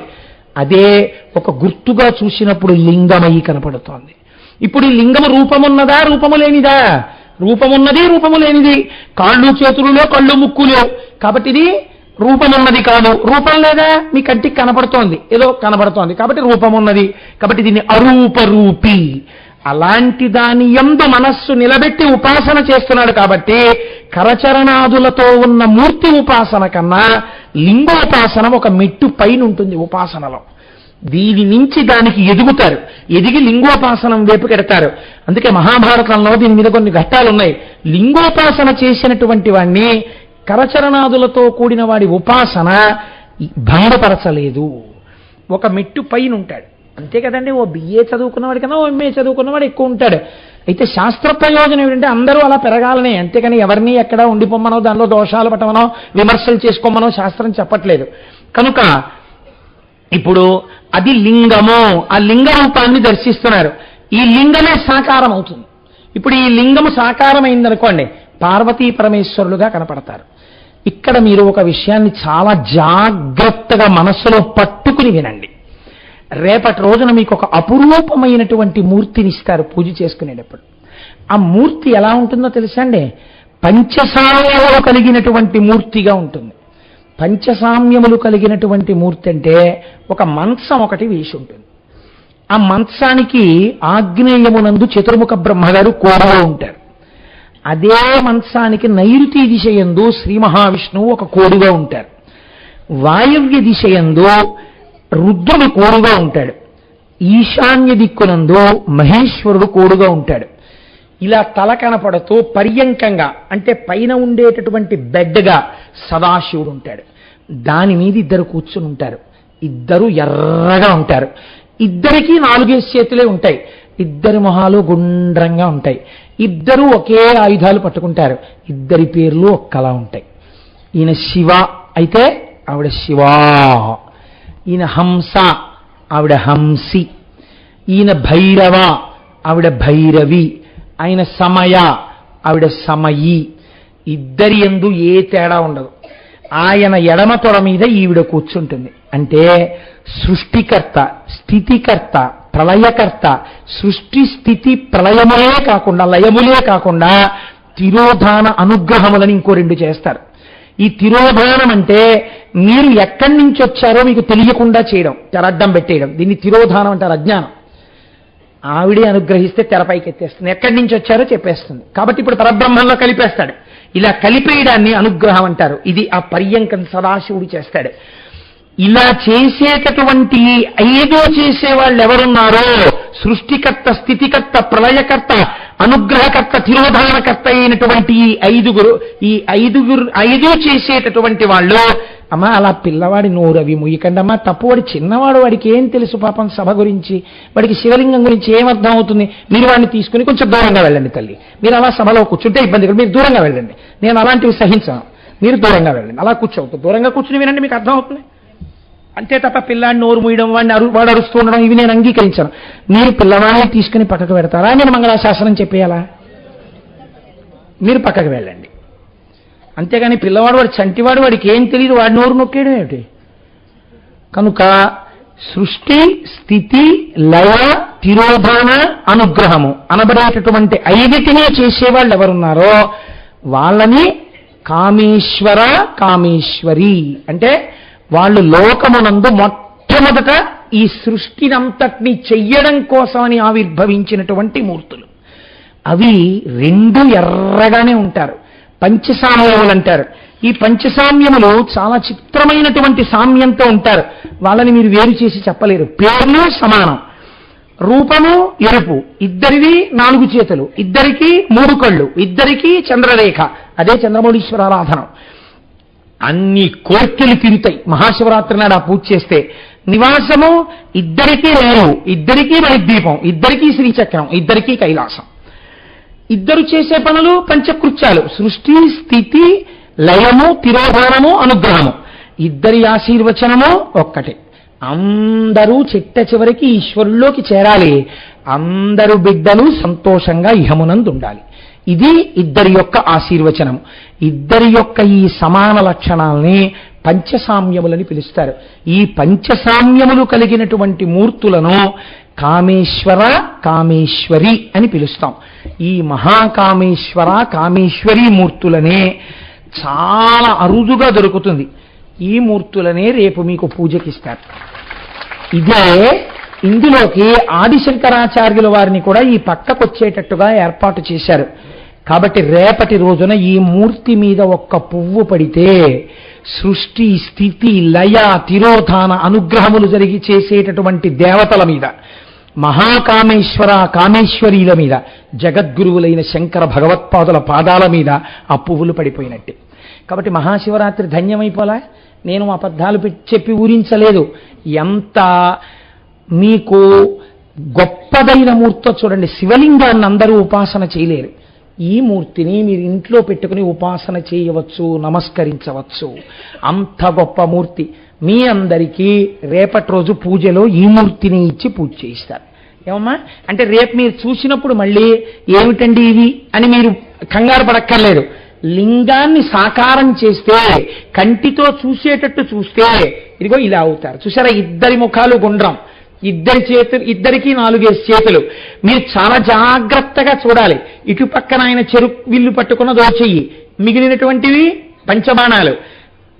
అలాగే దాన్ని దట్ విచ్ గోడ్స్ అంకుశం పక్కన ఉన్నటువంటిది శూలం.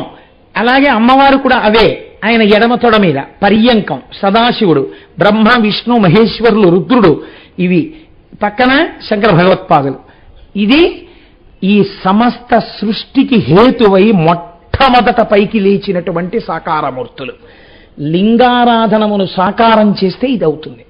ఇటువంటి సాకారమూర్తినే మీ అందరూ రేపు ఉదయం చక్కగా కూర్చుని నామాలు చెప్తూ, ఏమ్మా రేపు మీరు చూద్దురుగాని తల్లి మీ అందరికీ పూజలు ఇస్తారు.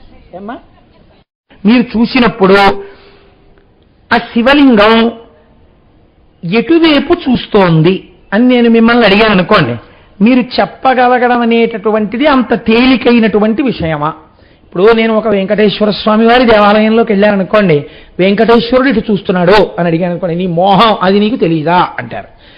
స్వామికి మనం ఒక పక్కకి నించున్నప్పుడు స్వామి ఎటున్నారో అటు చూస్తున్నారు అని చెప్తాం. తూర్పు ముఖంగా ఉన్నారనుకోండి, తూర్పు చూస్తున్నారంటాం. ఒక శివలింగం దగ్గరికి వెళ్ళి శివలింగం ఇటు చూస్తోంది అన్నాను అనుకోండి, ఇప్పుడు మీరు ముందు కూర్చుని చెంబుడు నీళ్లు పోస్తే ముందుకు చూస్తోంది, అటుపక్కకి చూస్తోందా అంటే అటుపక్కన కూర్చుని నీళ్లు పోస్తే అటు చూస్తోంది, అటు చూస్తోందా అంటే అటు చూస్తోంది, ఇటు చూస్తోందా అంటే ఇటు చూస్తోంది, పైకి చూస్తోందా అంటే పైకి చూస్తోంది. మరి పైన గోడుగా లేదండి. మరి అసలు ఎటు చూస్తున్నట్టు శివలింగం అంటే శాస్త్రం అంది, ప్రాచ్యాం తత్పురుషం విద్య అఘోరం దక్షిణాముఖం సద్యోజాతం ప్రతీచ్యాంతో వామదేవ మదన్ముఖం ఈశానమూర్ధవక్త్రం స్యా శంభో పంచముఖం క్రమం. ఒక్క శివలింగం మీద ఆచార్యముఖేనా అని మీ అందరి తరపున నీళ్లు పోస్తే ఎందుకంత శక్తి ఆవిర్భవిస్తుందో తెలుసా అండి? నేను మీకు ఒక యథార్థం చెప్తాను, నేను పరమ సత్యం చెప్తున్నాను. చంద్రశేఖర బ్రహ్మాచార్య స్వామి వారు చెప్పిన విషయం మీకు చెప్తున్నా.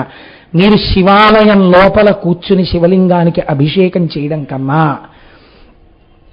మీరు రుద్రాధ్యాయంతో వేరొకరు అర్చక స్వాములు అభిషేకం చేస్తూ ఉండగా బయట కూర్చుని కైమోడ్చి నమస్కరించి ఎక్కువ ప్రయోజనాన్ని పొందుతారు. ఇది పరమ సత్యం. అందుకే రేపు సాకారమూర్తికి మీరు పూజ చేస్తారు, శివలింగానికి వాళ్ళు అభిషేకం చేస్తారు. దాని వలన మీకు ఏమి ఇబ్బంది ఉండదు, ప్రయోజనం అధికం అవుతుంది.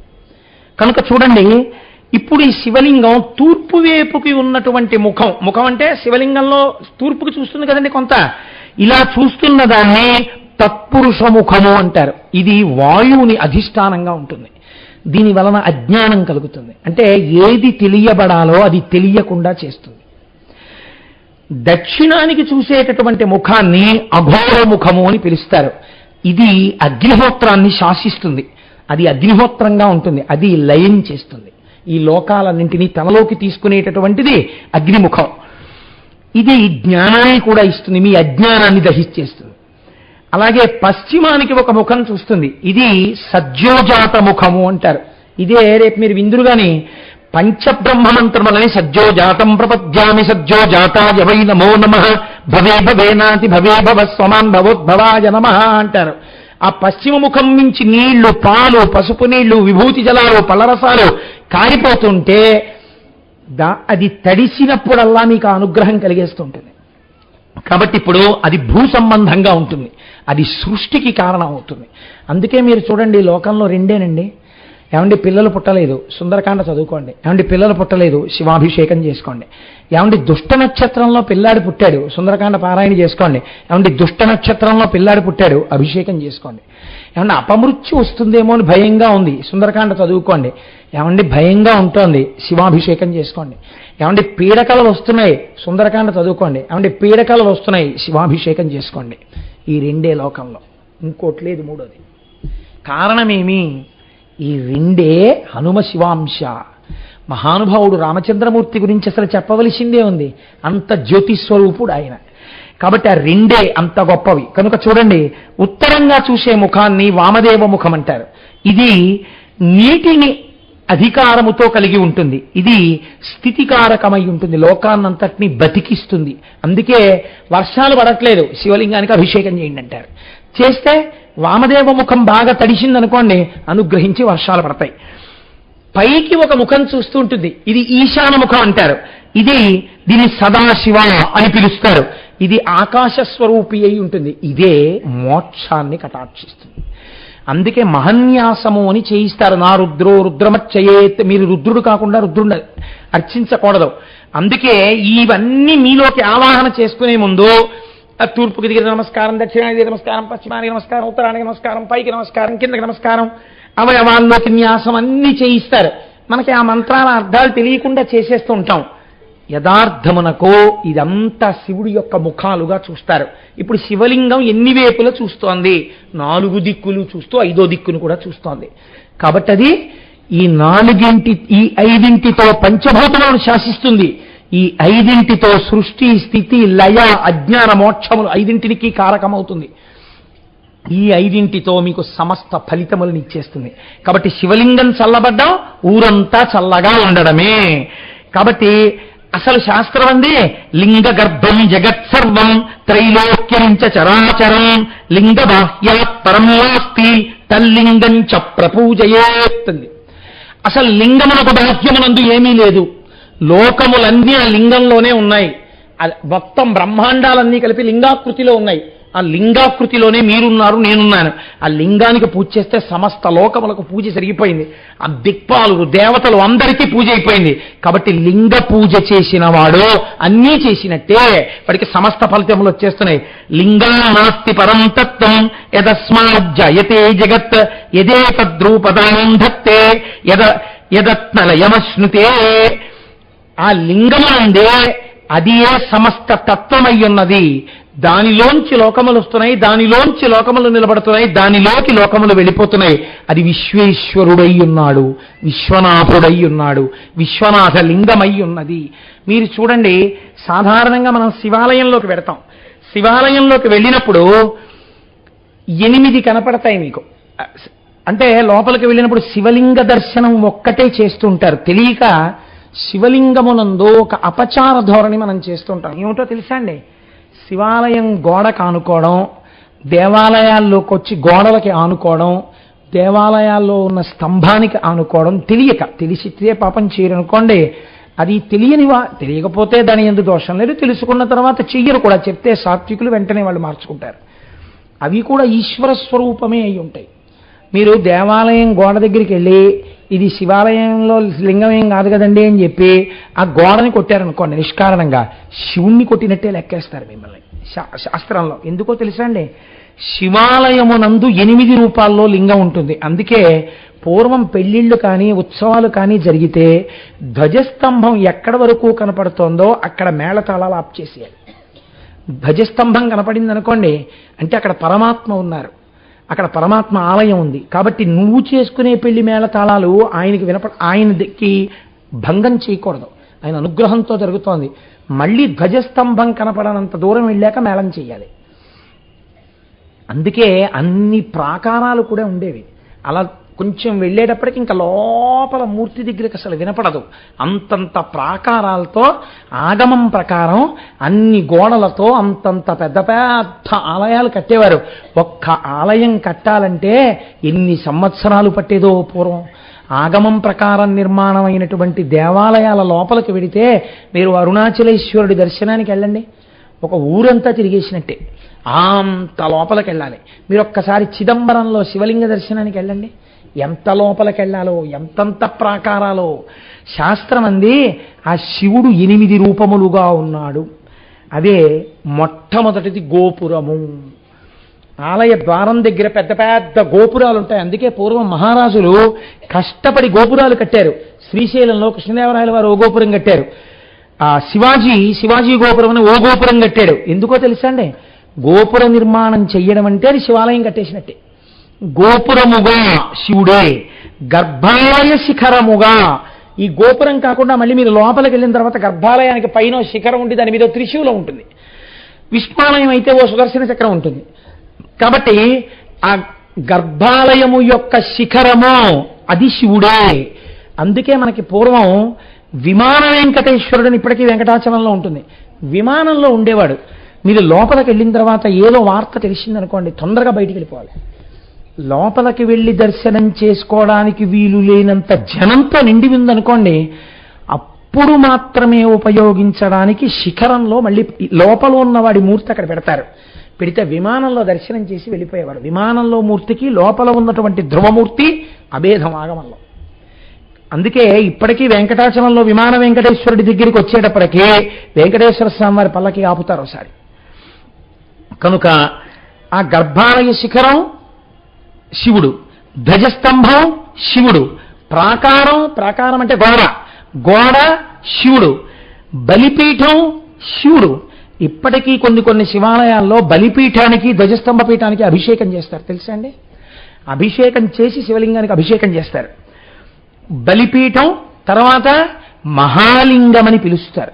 బాగా జ్ఞాపకం పెట్టుకోండి, లోపల ఉన్న శివలింగాన్ని మహాలింగం అంటారు. ఆ శివలింగం మీద ఇలా కొన్ని గీతల్లా ఉంటాయి. మీరు పెద్ద పెద్ద దేవాలయాలకు వెడితే ఇలా లింగాలు, ఇలా సారికలు ఉంటాయి. నేను భీమవరంలో ఉపన్యాసాలకు వెళ్తే ఒక దేవాలయానికి తీసుకెళ్లారు. శివలింగం అంటే ఎంత శక్తివంతంగా ఉంటుందంటే, రాజరాజ నరేంద్రుడు రాజమండ్రి నుంచి గుర్రం మీద వెళ్ళిపోతున్నాడు సైన్యంతో. ఒక పెద్ద పాము అడ్డొచ్చి ఆ గుర్రాలు ముందుకు వెళ్లకుండా వెనక్కి తరిగింది.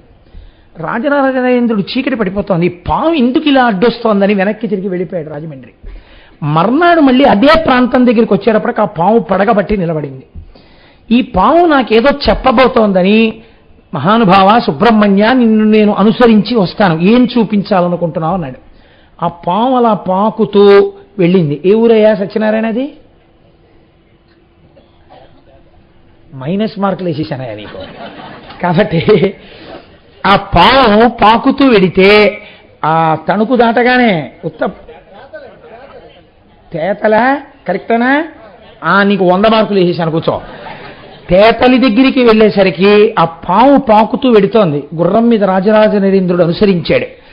అది ఒక పెద్ద డొంకలాంటి దాని దగ్గరికి వెళ్ళి అదృశ్యమైపోయింది. అక్కడికి వెళ్ళి ఆకులు అవి తీశారు. తీస్తే స్వయంభూలింగం ఉంది అక్కడ. 2 నందులు ఒకే పీఠం మీద ఉన్నాయి. ఆయన గుడి కట్టాడు. మీరు చూస్తే ఆశ్చర్యపోతారండి. ఇంత శివలింగం మీరు వచ్చారు కదమ్మా, ఆ శివలింగం దాని మీద మచ్చలుంటాయి, ఇలా సూత్రాల్లా ఉంటాయి. వాటిని ఏమంటారో తెలుసా అండి? శివలింగం మీద అలా ఉంటే గీతలు. చాలామంది అడుగుతుంటారు, ఏమిటండి ఆ గీతలు ఏమిటండి శివలింగం మీద అంటుంటారు. వాటిని బ్రహ్మసూత్రములు అని పిలుస్తారు. శివలింగం మీద గీతలు ఉంటాయి. అవి సాధారణంగా స్వయంభూలింగాల మీద ఉంటాయి. కొన్ని చాలా గొప్ప గొప్ప ప్రతిష్టలు జరిగిన చోట శివలింగాల మీద ఆ బ్రహ్మసూత్రాలు ఉంటాయి. కాబట్టి దాన్ని మూలలింగము అని పిలుస్తారు. శివాలయంలో ఉన్న లింగాన్ని మూలలింగ దర్శనం చేశారా అంటే మహాలింగ దర్శనం చేశారా అని అడగాలి. మూలలింగము, చండీశ్వరుడు ఒక లింగము. ఇవి కాకుండా అర్చక స్వామి ఒక లింగము.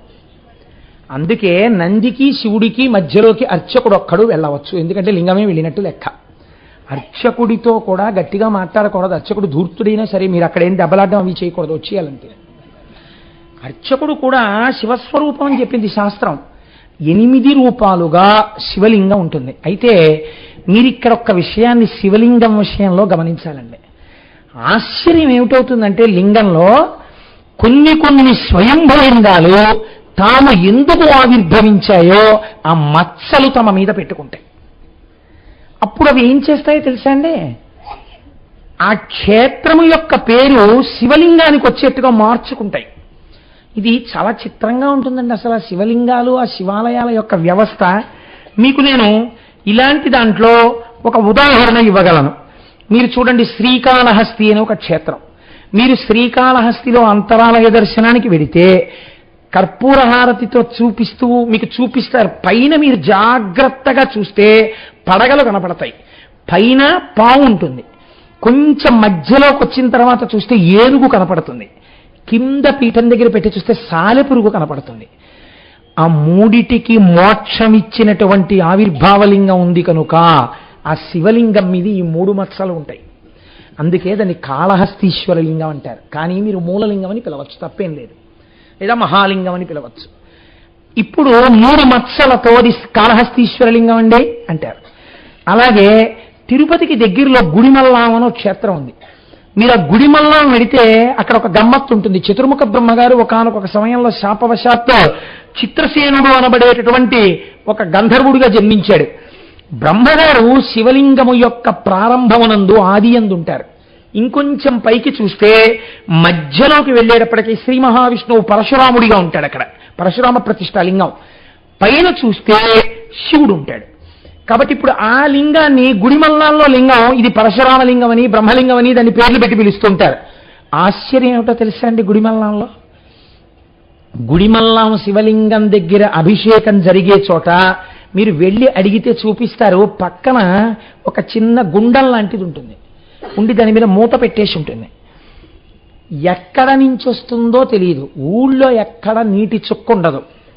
ఇప్పటికీ అక్కడ స్థానికులు, నేను ఆ దర్శనం చేసుకోవడానికి వెళ్ళడానికి ఒక 2 నెలల ముందే జరిగింది. అది గంగా నది భూమి లోపల నుంచి వచ్చి ఆ కింద ఉన్నటువంటి బిలంలోంచి పైకి తన్నేస్తుంది. తన్నినప్పుడు ఎంత ఎత్తు తన్నుతుందో తెలుసా అండి? ఈ ధార ఇంత లావున బిలంలోంచి పైకి లేచే శివలింగాన్ని అభిషేకం చేస్తుంది. అలా ఎన్నాళ్ళు చేస్తుంది? 9 రోజులు చేయొచ్చు, 10 రోజులు చేయొచ్చు, 15 రోజులు చేయొచ్చు, నెలలాళ్ళు చేయొచ్చు. ఆ ఊరంతా నీటితో నిండిపోతుంది. నిండిపోయిన తర్వాత కొన్నాళ్ళకి గర్భాలయంలోనూ ఆలయంలో నిండిపోయిన అభిషేక జలాలన్నీ మళ్ళీ ఆ గుండమే తీసేసుకుంటుంది, మళ్ళీ వెళ్ళిపోతాయి. అలా వెళ్ళిపోయిన తర్వాత మీరు మూతెత్తి చూస్తే ఏమీ ఉండదు, ఖాళీ. ఇన్ని నీళ్లు ఎలా వస్తాయో, ఎలా జరుగుతుందో అభిషేకం ఇప్పటికి ఎవరికీ తెలియదు. మీరు కావాలంటే కోటేశ్వరరావు అబద్ధం చెప్పారనుకుంటే గుడిమల్లాం వెళ్ళి అడగండి, ఆర్కియలాజికల్ డిపార్ట్మెంట్ వాళ్ళని మీరు అడిగితే తీసుకెళ్లి చూపిస్తారు. కాబట్టి గుడిమల్లాంలో ఉండేటటువంటి లింగానికి అటువంటి పేరు. అలాగే వెంకటాచలం కొండ కింద కపిల తీర్థము అని ఒక తీర్థం, అక్కడ ఉండే శివలింగం తేనె రంగులో ఉంటుంది, భలే గమ్మత్తుగా ఉంటుంది. దాని మీద మీరు జాగ్రత్తగా చూస్తే ఆవు పాదాలు ఉంటాయి.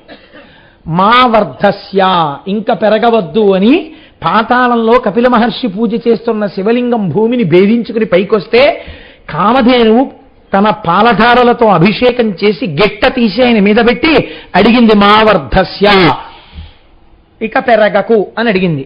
ఆ పాదము కనపడుతుంటుంది, కపిల మహర్షి చేత పూజ చేయబడింది కాబట్టి దాన్ని కపిలలింగము అని పిలుస్తారు. కాబట్టి శివాలయంలో లింగము ఒకటే, మీరు పిలిచినప్పుడు మూలలింగం అని పిలుస్తారు. స్థూలలింగం ఆలయ గోపురం, భద్రలింగం బలిపీఠం, సూక్ష్మలింగం లోపల ఉన్న మహాలింగం. శైవాగమం ప్రకారం శివాలయం ఎలా ఉండాలో అలాగే ఉండాలి. శివాలయంలో దేవతామూర్తుల స్థానములు మారడానికి మాత్రం వీల్లేదు. అది ఎంత పెద్ద శివాలయం అవనివ్వండి. నైరుతిలో విఘ్నేశ్వరుడు ఉండాలి, పడమట సుబ్రహ్మణ్యుడు ఉండాలి, ఉత్తరమునందు చండీశ్వరుడు ఉండాలి, దక్షిణమునందు దక్షిణామూర్తి ఉండాలి, ఆగ్నేయమునందు సోమస్కందుడు ఉండాలి, ఈశాన్యమునందు నటరాజు కానీ భైరవమూర్తి కానీ ఉండాలి. చిత్రం ఏమిటంటే ఈ సోమస్కందుడు మీకు తిరుపతి శ్రీకాళహస్తి వరకు కనపడుతుంది. రాజరాజ చోళుడు పరిపాలిస్తున్న కాలంలో శంకరుడు ఏకకాలమునందు అందర్రాజుల కల్లోకి వచ్చాడు. ఈ రాజ్యములు వృద్ధిలోకి రావడం కోసం నన్ను సోమస్కందుడిగా ఆరాధన చేయమని అడిగాడు ఆయన. స ఉమస్కంద, పార్వతీదేవి, సుబ్రహ్మణ్యుడు, పరమశివుడు ముగ్గురు ఒక్క పీఠం మీద కూర్చుని ఉంటారు. కూర్చున్నప్పుడు చిత్రంగా ఉంటుంది. సుబ్రహ్మణ్యేశ్వర స్వామి చంటి పిల్లాళ్ళ అమ్మవారి ఒళ్ళో పడుకొని ఇలా 2 చేతులు ఎత్తి ఆడుకుంటూ ఉంటాడు. అలా ఆడుకుంటున్నటువంటి మూర్తితో ఉన్న మూర్తిని సోమస్కంద మూర్తి అని పిలుస్తారు. ఆ సోమస్కంద దర్శనం చేస్తే పిల్లలు క్షేమంగా ఉంటారు. కనుక ఆ సోమస్కందుడిగా ఆనాడు ప్రభువుల కల్లో కనపడినటువంటి వాడెవరో వాడు ఇప్పటికీ దేవాలయాల్లో పూజలు అందుకుంటూ ఉన్నాడు. అందుచేత ఇన్ని రకాలుగా మహానుభావుడు ఆ శివలింగం మనకి దర్శనం ఇస్తూనే ఉంటుంది. అయితే అన్నిటికన్నా ఆశ్చర్యకరమైనటువంటి విషయం ఏమిటంటే, శివలింగారాధన చేసేటప్పుడు లింగారాధనము ఎలా చెయ్యాలనేటటువంటిది తెలిసి చేయగలిగితే వాడంత అదృష్టవంతుడు సృష్టిలో లేడు. ఎందుకని? అలా చక్కగా అభిషేకం చెయ్యగలడు. అభిషేకం కూడా మీ ఇష్టం వచ్చినట్టు మీరు చేయడానికి వీల్లేదు. ఆ చేతిలో పంచపాత్రలు పట్టుకుని ఉద్ధరణిలు తీసి నీళ్లు పోస్తానంటే కుదరదు. సన్నటి ధార కింద పొయ్యాలి. అభిషేకము, స్నానము. మీరు చెంచాతో పోసుకుంటున్నారా? ఇలా తీసి ధారగా పోసుకుంటున్నారు. స్నానమంత్రం దగ్గర అభిషేకం చేయిస్తున్నారు. చెంచాతో ఉద్ధరణితో పోసే అధికారం మీకు ఎక్కడిది? సన్నటి ధార పొయ్యాలి. ధార పోస్తూ అభిషేకం చెయ్యాలి. అది కూడా మళ్ళీ ఆ అభిషేక జలాల్ని తొక్కకూడదు. అంత జాగ్రత్తగా కూర్చుని అభిషేకం చెయ్యాలి. అభిషేక ప్రారంభం నుంచి చివరి వరకు పదార్థములు ఆ అనువాకములకు తగినట్టుగా వెళ్ళాలి. దానికి ఒక వరుసక్రమం ఉంది. ఆ వరుసక్రమం ప్రకారం చెయ్యాలి తప్ప మీ ఇష్టం వచ్చినట్టు మార్చేస్తే ఫలితం రాదా అంటే వస్తుంది భక్తి చేత, కానీ అది అంత సరి అయిన పద్ధతి కాదు. ఆ పద్ధతి తెలుసుకోవాలి. నేను అనేక సార్లు ఈ పద్ధతిలో శివాభిషేకాలు చేయించినటువంటి సంఘటనలు ఉన్నాయి. పూర్వం కొంచెం ఖాళీ ఎక్కువ ఉండేది కాబట్టి మా శైవారాధ్య పీఠంలో ఇలాంటి అభిషేకాలు చాలా మాటలు చేశాం. ఇప్పుడు వ్యాపకాలు ఎక్కువైపోయి ఆ ప్రక్రియ తగ్గించామనుకోండి. కాబట్టి శివాభిషేకం చేయడం అనేటటువంటిది ఎప్పుడు సాధ్యమైనంత వరకు గురుముఖత ఆచార్యముఖేన చేయడమే చాలా మంచిది. మీ అంతటా మీరు చేసుకుందామన్న ఉబలాటం నేనైతే ఏం చెప్తానంటే, శివలింగము విషయంలో పెట్టుకోకండి అనే సలహా ఇస్తా. ఎందుచేతనంటే మీకు పూర్తిగా తెలియదు. అక్కడికి వెళ్ళి ప్యాంట్ వేసుకుని ప్యాంటు మీద బెల్ట్తో మీరు శివాలయంలో అంతరాలయంలోకి వెడితే తర్వాత తెలుస్తుంది దాని ఫలితం ఏంటో. బెల్ట్ పెట్టుకుని లోపలికి వెళ్ళకూడదు. తోలు బెల్ట్ ఉండకూడదు శరీరానికి. తోలు బెల్ట్ పెట్టుకుని చొక్కా ఇప్పేశాను కదా అని గుళ్ళోకి వెళ్ళిపోవడం. అభిషేకాలు చేయడం చేయరాదు. పోలు మీద ఫీజు నువ్వు వేసుకుంటున్నావా?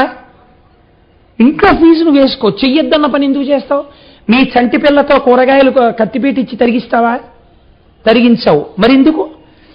దానికి తగిన వాతావరణం ఏర్పాటు చేస్తే చేయించు, తప్పులేదు. అప్పుడు ఎంతమందితోనైనా చేయించు. దానికి తగిన వాతావరణం ఏర్పాటు అవ్వాలి. ఏర్పాటు అయితే చేయించవచ్చు. కిందటి ఏడాది మనం ఇక్కడ చేశాం.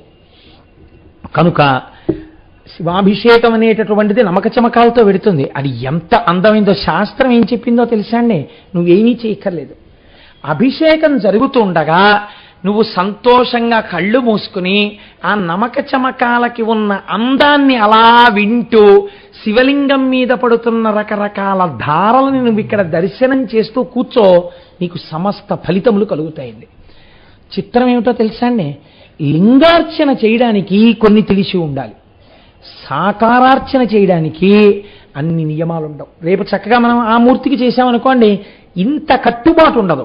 హాయిగా చక్కగా పరమభక్తితో చేసుకుంటే ఏ దోషం ఉండదు, లబ్ధి కలుగుతుంది. ఆ లింగమే కదండి సాకారమైంది.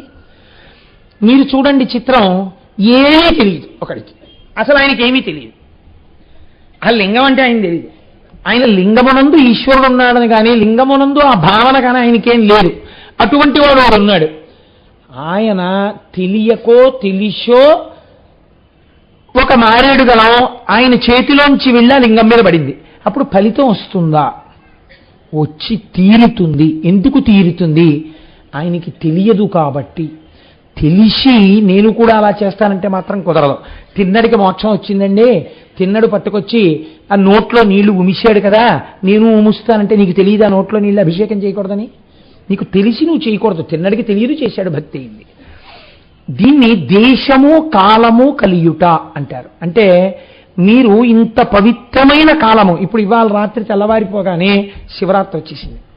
శివరాత్రి వచ్చేయగానే మీరు హాయిగా సంతోషకరంగా పూజ చేసేటప్పుడు ఏమీ తెలియవనుకోండి, మీకు ఏమీ తెలియకుండా ఉండడం వల్ల మీ వల్ల ఓ పొరపాటు జరిగిందనుకోండి, ఈశ్వరుడు దాన్ని పొరపాటు కింద వెయ్యడు.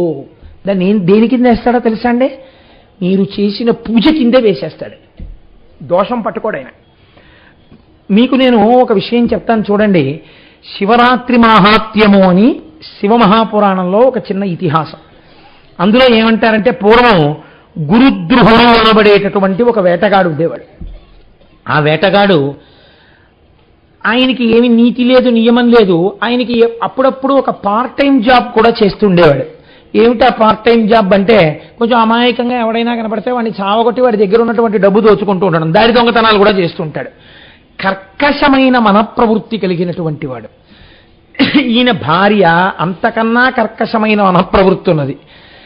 తల్లిదండ్రులు అటువంటి వారే. ఒకానొక నాడు భార్య పిలిచింది, పిల్లలు ఆకలితో ఉన్నారయా, వీడి మాంసం పట్రా తినాలంది. ఆ రోజు మహాశివరాత్రి. ఆయనకి తెలుసా? తెలీదు. ఆయనకి మహాశివరాత్రి తెలీదు, మహాశివరాత్రి నాడు అలా తినకూడదని తెలీదు. ఇప్పుడు ఆయనకి ఏం తెలుసు? పెళ్ళని చెప్తే వెళ్ళి మాంసం తేవడం తెలుసు.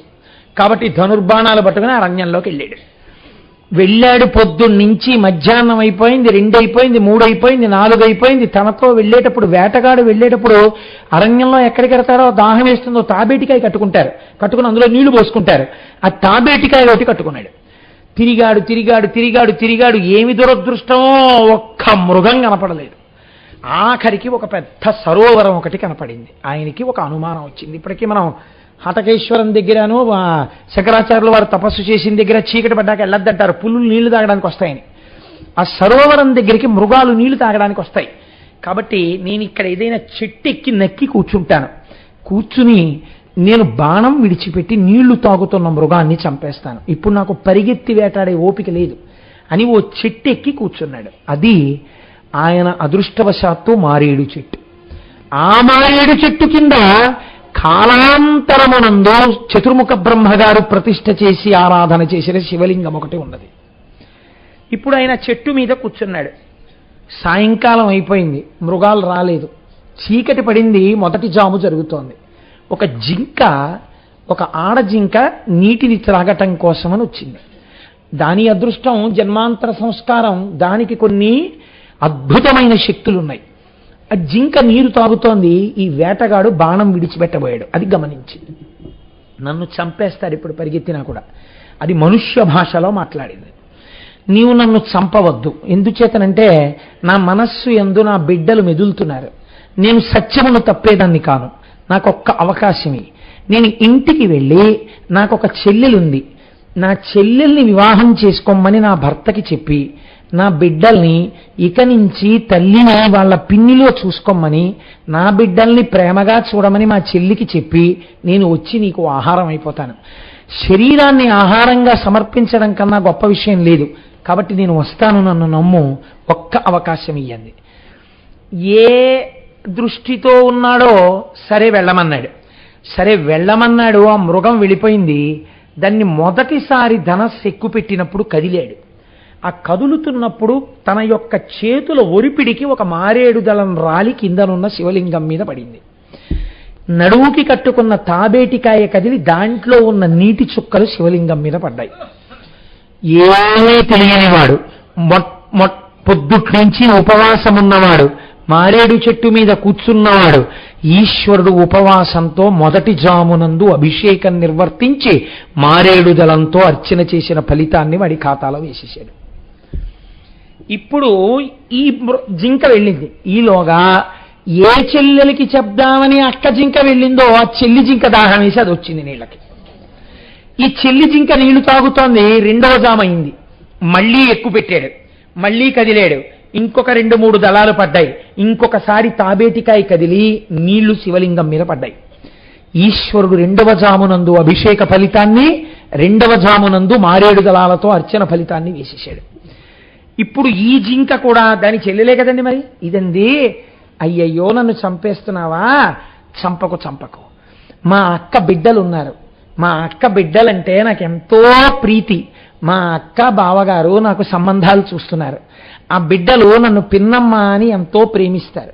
నేను ఒక్కసారి వెళ్ళి ఆ పిల్లల దగ్గర అనుమతి తీసుకుని, నేను చెప్పకుండా ఎటు వెళ్ళిపోయానో అని ఆక్రోశించకుండా మా అక్క బావ వాళ్ళకి చెప్పేసి అనుమతి తీసుకొచ్చి నీకు ఆహారం అయిపోతాను, నన్ను నమ్ము, నేను సత్యపథం తప్పనంది. ఆయన తెల్లబోయాడు. ఈ డ్రై జింకలు వరుసగా ఇలా మాట్లాడుతున్నాయి. సరే వెళ్ళు అన్నాడు. ఏమైతే అయింది, ఎలాగో చీకటి పడిపోయింది కదా. ఇప్పుడు ఈ మృగం దొరికినా నేను ఈ మృగం పట్టుకుని ఇంటికి వెళ్ళలేను చీకట్లో. ఎందుకని, ఈ మృగం పట్టుకెళ్తుంటే ఏ పూలు వస్తుందో, నేను ఎలాగో ఇవాళ రాత్రి చెట్టు మీదే కూర్చోవాలి, చూద్దాం ఏం చేస్తుందో జింక. కూర్చున్నాడు. ఈ చెల్లి జింక వెళ్లే లోపల బావ జింక వచ్చింది నీళ్లు తాగడానికి. ఇప్పుడు 3వ జాము అయింది. 3వ జాములో మళ్ళీ ఈ జింకను చూసి ధనస్సు ఎక్కుపెట్టి మళ్ళీ కదిలాడు. మళ్ళీ 4 మారేడు దళాలు పడ్డాయి. పరగడుపున ఏమీ తినలేదు కాబట్టి దాహం లేదు. తాబేటికాయ నిండా ఉన్న నీళ్లు మళ్ళీ కదిలి మళ్ళీ శివలింగం మీద నీళ్లు పడ్డాయి. 3 జాముల యందు అభిషేకము బిల్వార్చన ఫలితం వేసేశాడు శంకరుడు. అదండి శంకరుడు యొక్క అనుగ్రహం అంటే. పడిపోయింది. ఇప్పుడు మగజింకొచ్చింది. ఈయనన్నాడు మళ్ళీ నిన్ను చంపుతున్నాను, ఎక్కువ పెట్టాడు. ఆవిడంది అప్పటికింకా కలుసుకోలేదుగా భార్యని మరదల్ని, ఈయన కలవలేదు. అయ్యయ్యో, నాకు ఒక భార్య, బిడ్డలు, ఒక మరదలు ఉన్నారు. వాళ్ళు నన్ను చాలా ప్రేమిస్తూ ఉంటారు. నేను కనపడకపోతే వాళ్ళు బెంగ పెట్టుకు తిరుగుతారు. ఒక్క మాట చెప్పి వచ్చేస్తాను, నీకు ఆహారం అయిపోతాను, నేను సత్యం తప్పను. అబ్బో, 3వది మాట్లాడే జింకి, ఇది ఏదో చూడవలసిందే, ఎలాగో దిగను కదా, తెల్లవారాలి కదా, చూద్దాం. సరే అయితే నువ్వు రా, నువ్వు ఇంటికి వెళ్ళి చెప్పిరా అన్నాడు. ఈ 3 కలుసుకున్నాయి పిల్లల దగ్గర. కలుసుకుని మొట్టమొదట తల్లి జింక చెప్పింది, నేను ఇలా ఆహారం అయిపోతున్నాను, వెళ్ళిపోతున్నాను. భర్త జింకంది, నేను అదే మాట చెప్పాను, తల్లి లేకపోతే పిల్లల్ని తండ్రి పెంచలేడు, అందుకని నువ్వు ఉండు, నేను ఆహారంగా వెళ్ళిపోతున్నానంది. బిడ్డల్ని పోషించగలనేమో కానీ భర్త లేకుండా వైధవ్యంతోనే బతకలేను, మీరే ఉండండి, నేను వెళ్ళిపోతున్నానని ఈ జింకంది. పార్వతీ పరమేశ్వరులు లాంటి వారు మీరు వెళ్ళిపోవడం ఎందుకు, నాకు ఎలాగో పెళ్లి అవ్వలేదు, పిల్లలు లేరు, మీ పిల్లల్నే కదా ఇంత ప్రేమగా చూశాను, నేను వెళ్ళిపోతున్నానని మరదలు జింకంది. పిన్నమ్మ వెళ్ళిపోతే మేము ఉండలేము, అయ్యో అని పిల్లలు ఇచ్చారు, వీళ్ళు ఇచ్చారు. నేను వెళ్ళిపోతానంటే నేను వెళ్ళిపోతాననే లోపల సూర్యోదయం అయిపోతుంది. మాట తప్పకూడదని మొట్టమొదట ఈ ఆడజింక పరిగెత్తింది. కాదు కాదు, నేను మాట ఇచ్చానని మగజింక పరిగెత్తింది. నేను మాట ఇచ్చానని మరదల జింక పరిగెత్తింది. అయ్యో, వాళ్ళు 3 వెళ్ళిపోతున్నారని పిల్ల జింకలు పరిగెత్తాయి. అన్ని పరిగెత్తి వేటగాడి ముందు నించుని, మేము అడిగినటువంటి పని అయిపోయింది, మేము మా అమ్మని నాన్నని విడిచిపెట్టి ఉండలేం, కాబట్టి నువ్వు ఒక్క పుణ్యం చెయ్యి, వాటితో పాటు మా మీద కూడా బాణాలేసి కొట్టి, అందరం చచ్చిపోతాం, అందరినీ తీసుకెళ్ళి నువ్వు తోలు ఒలిచేసుకుని మాంసం తినేసి, తప్ప ఒకరిని కొట్టి ఒకరిని వదలద్దు. వాళ్ళు 3 మాట ఇచ్చారు, మమ్మల్ని ఆహారంగా తీసుకోమని నిలబడ్డాయి. వేటగాడు బొట్ట బొట్ట బొట్ట బొట్ట కన్నీళ్లు కార్చి, ఇన్నాళ్ళు మృగాల్ని చంపాను, ఇంత ప్రేమ ఇంత ఆప్యాయత వాటికి కూడా ఉంటాయని నాకు తెలియలేదు, ఎంత పాపాత్ముణ్ణి నేను అని గబగబ గబగబా మారేడు చెట్టు దిగాడు. ఇంత పశ్చాత్తాపంతో ఏడిచేసి ఎన్ని మృగాలు కొట్టానో, నా పాపం ఎవడు తీస్తాడని ఏడ్చాడు. ఆ శివలింగంలోంచి పరమేశ్వరుడు ఆవిర్భవించాడు. నీ పాపాలు కడిగేశాను 3 జాముల యందు నీకు తెలియకుండా చేసిన అభిషేకానికి. ఇది మహాశివరాత్రి, నీకు తెలియదు, తెలిసో తెలియకో నీ పూజని తీసుకున్నాను. చూడండి, అజ్ఞానము చేత ఏమీ తెలియకుండా చేసినా ఈశ్వరుడు స్వీకరించాడు, అదే తిన్నది స్వీకరించాడు. చక్కగా మనం తెలుసున్నంతలో చెయ్యాలి అందంగా, అది ఎప్పుడూ పూజకి లక్షణం. కాబట్టి నీకు నేను నావాడిగా స్వీకరిస్తున్నానని ఈశ్వరుడు స్వీకరించాడు. కాబట్టి మహానుభావుడైనటువంటి శంకరుడు మహాశివరాత్రి నాడు ఆ జింకలను అనుగ్రహించాడు, ఆ బోయవాణ్ణి అనుగ్రహించాడు. దేశము కాలము అలా కలవడం చాలా కష్టం, అందుకే జన్మానికొక్క శివరాత్రి అని శాస్త్రం పిలిచింది. ఆనాడు వేకువజామున చక్కగా తలస్నానం చేసొచ్చి కూర్చుని ఆ సాకారమూర్తుడికి, ఈశ్వర మీరు కదా సృష్టికర్త, మీరు కదా స్థితికర్త, మీరు కదా ప్రళయకర్త అని ఇన్ని తెల్ల బియ్యం అక్షతలు ఒక్కొక్క గింజ వేస్తూ నామం చెప్తూ అక్కడ అభిషేకం జరుగుతుంటే ఆ రుద్రాధ్యాయం వింటూ పొంగి పరవశించిపోయి ఆ నైవేద్యం ఎంత పెట్టాలి అంతా నిండిపోయిన పరమాత్మకి ఇంత కిస్మిస్ పళ్ళు కళ్ళకద్దుకుని మీరు నోట్లో వేసుకుని మీ పిల్లలకిస్తే 1000 మంది దంపతులు పూజ చేస్తుంటే మంత్రము వ్యాఖ్యానము తప్ప వేరొకటి వినపడకుండా 1000 మంది మహాశివరాత్రి నాడు పూజ చేస్తుంటే అన్ని గుళ్ళో కంగాళీగా ఉంటే అయ్యప్ప స్వామి గుడిలో 2000 మంది శివార్చన చేస్తున్నప్పుడు మాట వినపడకుండా జరిగితే పార్వతీ పరమేశ్వరులు ఇన్ని వేల మూర్తులలో సహస్రశీర్ష పురుష అని రేపు ఇక్కడే పరమాత్మ మనని కృప చేస్తారు. కనుక రేపు తెల్లవారుజామున మనందరం చక్కగా అటువంటి పూజ చేసుకుని మనందరం తరిద్దాం. మీరందరూ క్రమశిక్షణ పాటించండి, చాలు. టోకెన్స్ తెచ్చుకోవడం మర్చిపోకండి.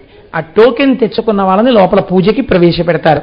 ఒక్క విషయం చెప్తున్నాను, రేపు పూజలో కూర్చున్న వాళ్ళకే కాకుండా పూజ చూసిన వాళ్ళకి అంతే ఫలితం కదండి. కర్త కారయిత చైవ ప్రేక్షక అనుమోదక. టోకెన్ దొరకలేదని బెంగ పెట్టుకోకుండా ఎంత ఇవ్వగలవో అంత ఇచ్చేసాం. మహానుభావుడు నా మాట కట్టుబడిపోయాన్ని ఇచ్చారు. చక్కగా లేని వాళ్ళు తోసుకోకుండా కూర్చుని హాయిగా వినే ప్రయత్నం చేయండి, చూసే ప్రయత్నం చేయండి. మీ తొందర ఏమిటో నాకు తెలుసు.